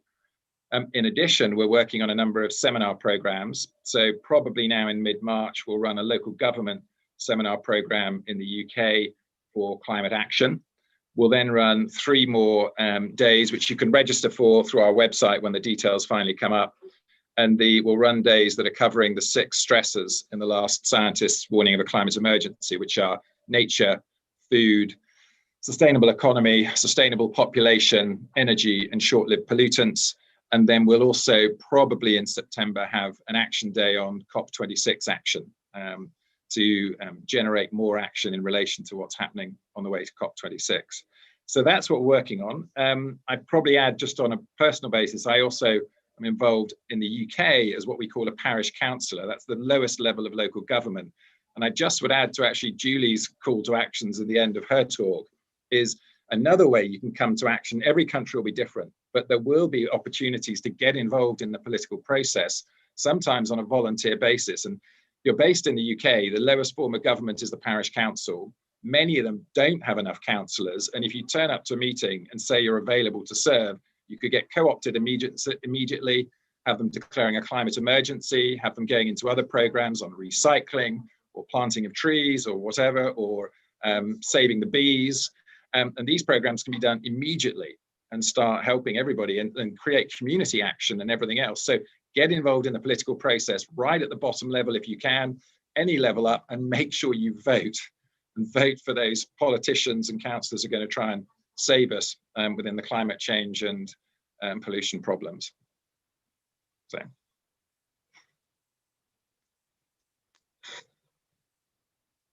I would just say, as a personal experience, I live in Malibu, and there is this optics game that you assume that Malibu must have like a good sustainability plan. It's by the ocean. They must have like decent waste management system. And I was shocked to learn when I first moved here a few years ago was there is no waste management system plan. There's no sustainability plan. There is, and it's shocking. And I started going to the town hall meetings. There are about a regular 10 people that show up. So yeah.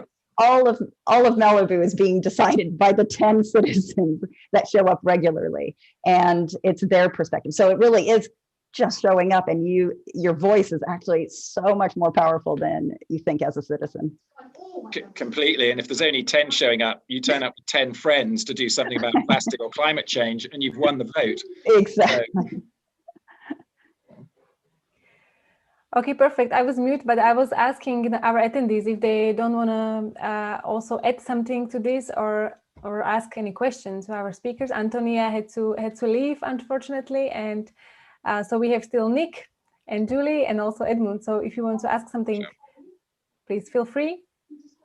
And in the meantime, I would like to ask all of you, what are the takeaways you would say, like what we can do as individuals to really help in the fight against climate change, and also if it's not too late for the climate action. Oh gosh. Yeah, that's a nasty way of phrasing the comment. If it's not too late, it's not too late, but it's the last minute. And that's been said by David Attenborough, by the Pope, by the head of the UN, and everybody else. Anybody who knows anything now is saying we are at the last minute. There is no time left for inaction. In terms of actions that people take, one thing that drives me crazy whenever I'm hearing talks and that's or giving talks is when people say to me, I'm doing my bit. If you're doing your bit, that's not enough. But if you're doing an extra bit every single day of your life, you're getting there. What we need is massive incrementalism. So your life doesn't need to change tomorrow. You don't need to wear sackcloth tomorrow and eat a vegan diet, but you have to drive yourself towards lower consumption, towards better, healthier eating, but also better for the planet, to drive yourself towards taking political action. And you have to make small steps on a never-ending, continuous basis if we're ever to get there. And I know that the issues are very different if you're in the overdeveloped West compared to if you're in countries which are underdeveloped and certainly need help to achieve sustainability, a sustainable lifestyle for everybody. And that's not in terms of the planet, but in terms of their own personal circumstances. So I address a lot of my comments towards those in the more overdeveloped West. We have to move fast on this, and we have the opportunity to do it. It's not too late, but it's very, very close to being too late. And all the scientists are telling us that now. Thank you, Edmund. Julie, what do you think? I absolutely agree with Edmund said. I think it is, we, even if if you're not following all the scientists and following the Pope, following David Attenborough, we can see this. Like, you can look out, even if you live in a pristine area, you go on a hike in a hill, there is plastic everywhere. You can go swimming in some of the most beautiful, expensive getaways, and you swim and there is plastic going by you there. So we can all see this firsthand. It is so critical for us to remember that our system, as much as we want to make our little world, our individual worlds happy with our human innovations and be very comfortable, we are dependent on our environment. We are dependent on clean air, clean water, clean soil for our food, our water. And it is critical to start thinking beyond just, oh, is this good for me and my family? Remember, the decisions made by your neighbor will impact you. The decisions made by the neighboring country will affect you, and your choices affect them. And this is the reality of the world and the bigger system at play. And that's where our decisions, and that's why it's so critical as individuals to recognize our decisions are important and play a huge role. And as Edmund said, it's not just making one decision today, but it is consistent change, because we need a systemic change in thinking. We're not just trying to fix one piece broken in the system. We're trying to fix fundamentally a broken system, a system that doesn't work, that is not sustainable. Thank you, Julie. You are completely right. And Nick, do you have something to add? Yeah, I mean, I agree with the comments, but this, in order to have a change in that direction, that requires environmental consciousness in the individual or the society. In order for this to become an actionable force, it will take a lot of time, because simply people, in order to convince to do something, they have to have a very strong incentive, and telling them that you affect the environment and you're not going to be able to live in it. If they cannot see it, then the incentive is not there, because it doesn't touch them. So from my point of view, if we are going to have a short-term impact, because that's what is needed, I believe technology will offer that. I mean, if you see the last, let's say, almost decade, see, for example, the impact renewable energy resources had on the positive side on the environment. Because in 10 years, people maybe modify their behaviors a little bit, and they affected the environment some. But through massive deployment of technology, the impact on the environment is affected a whole lot more. So I believe that if we invest and channel technology development in areas where we can mitigate environmental change, that will be I would say, largest impact in the shortest possible time. Because individuals also are affected by cultural reasons And there are vast cultural differences in the way people perceive their life and the environment across the globe.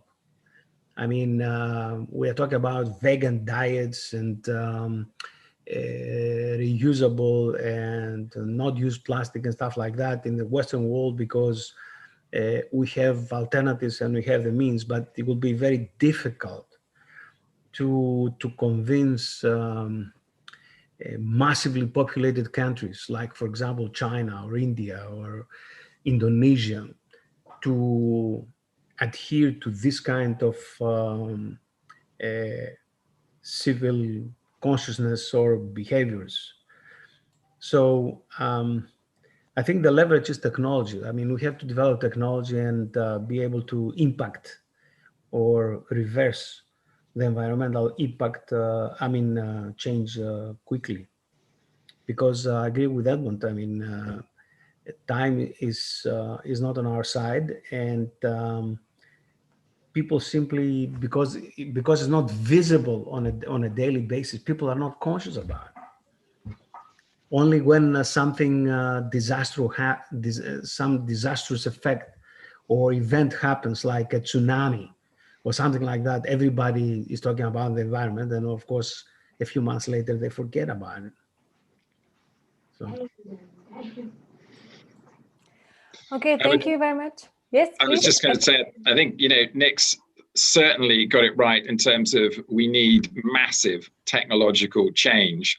And Sir David King, the ex-scientific advisor to the British government, who's a big climate protagonist in terms of pushing forward agendas 2030 net zero. I mean, he says that not only do we need massive consumer difference change, we need to change enormously, but we also need the technological advances as well to start getting the pollution out of the atmosphere and start pulling the carbon down. So both needs to come together. The one thing that's very dangerous for consumers in the West is to think that technology is going to give them a get out of jail free card, because it won't, and it won't do it fast enough.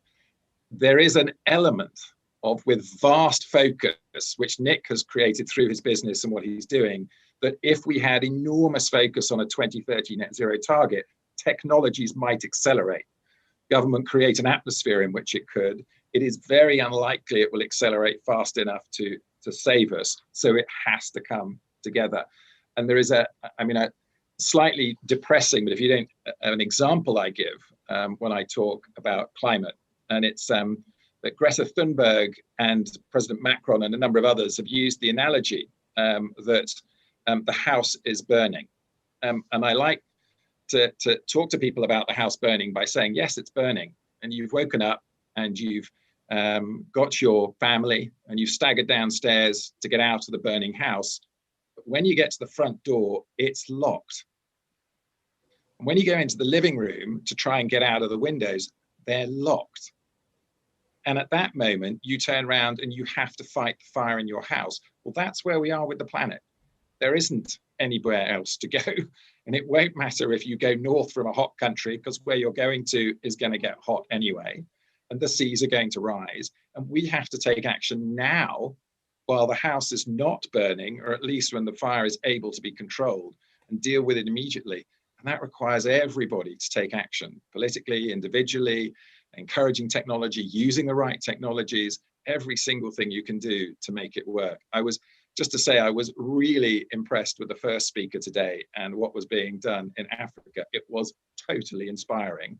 And I hope that we hear him speak again and hear more about it. But we have to all take action now. We can't wait.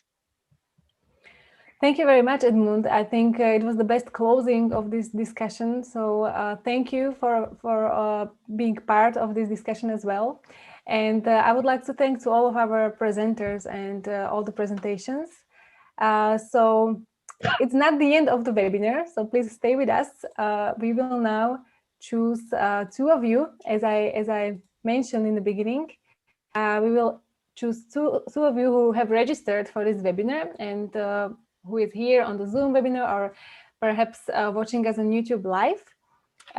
So stay with us. I will choose randomly two participants.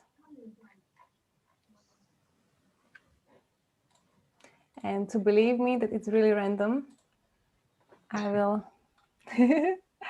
So it's 3, 2, 1. And Renuka Gamage and Usman Rias are just winning these beautiful solar lamps from our sponsor, The Little Sun. Thank you very much. And in case you haven't been so lucky now to win this solar lamp, we will actually launch an environmental challenge for you. So just a second, we'll share it.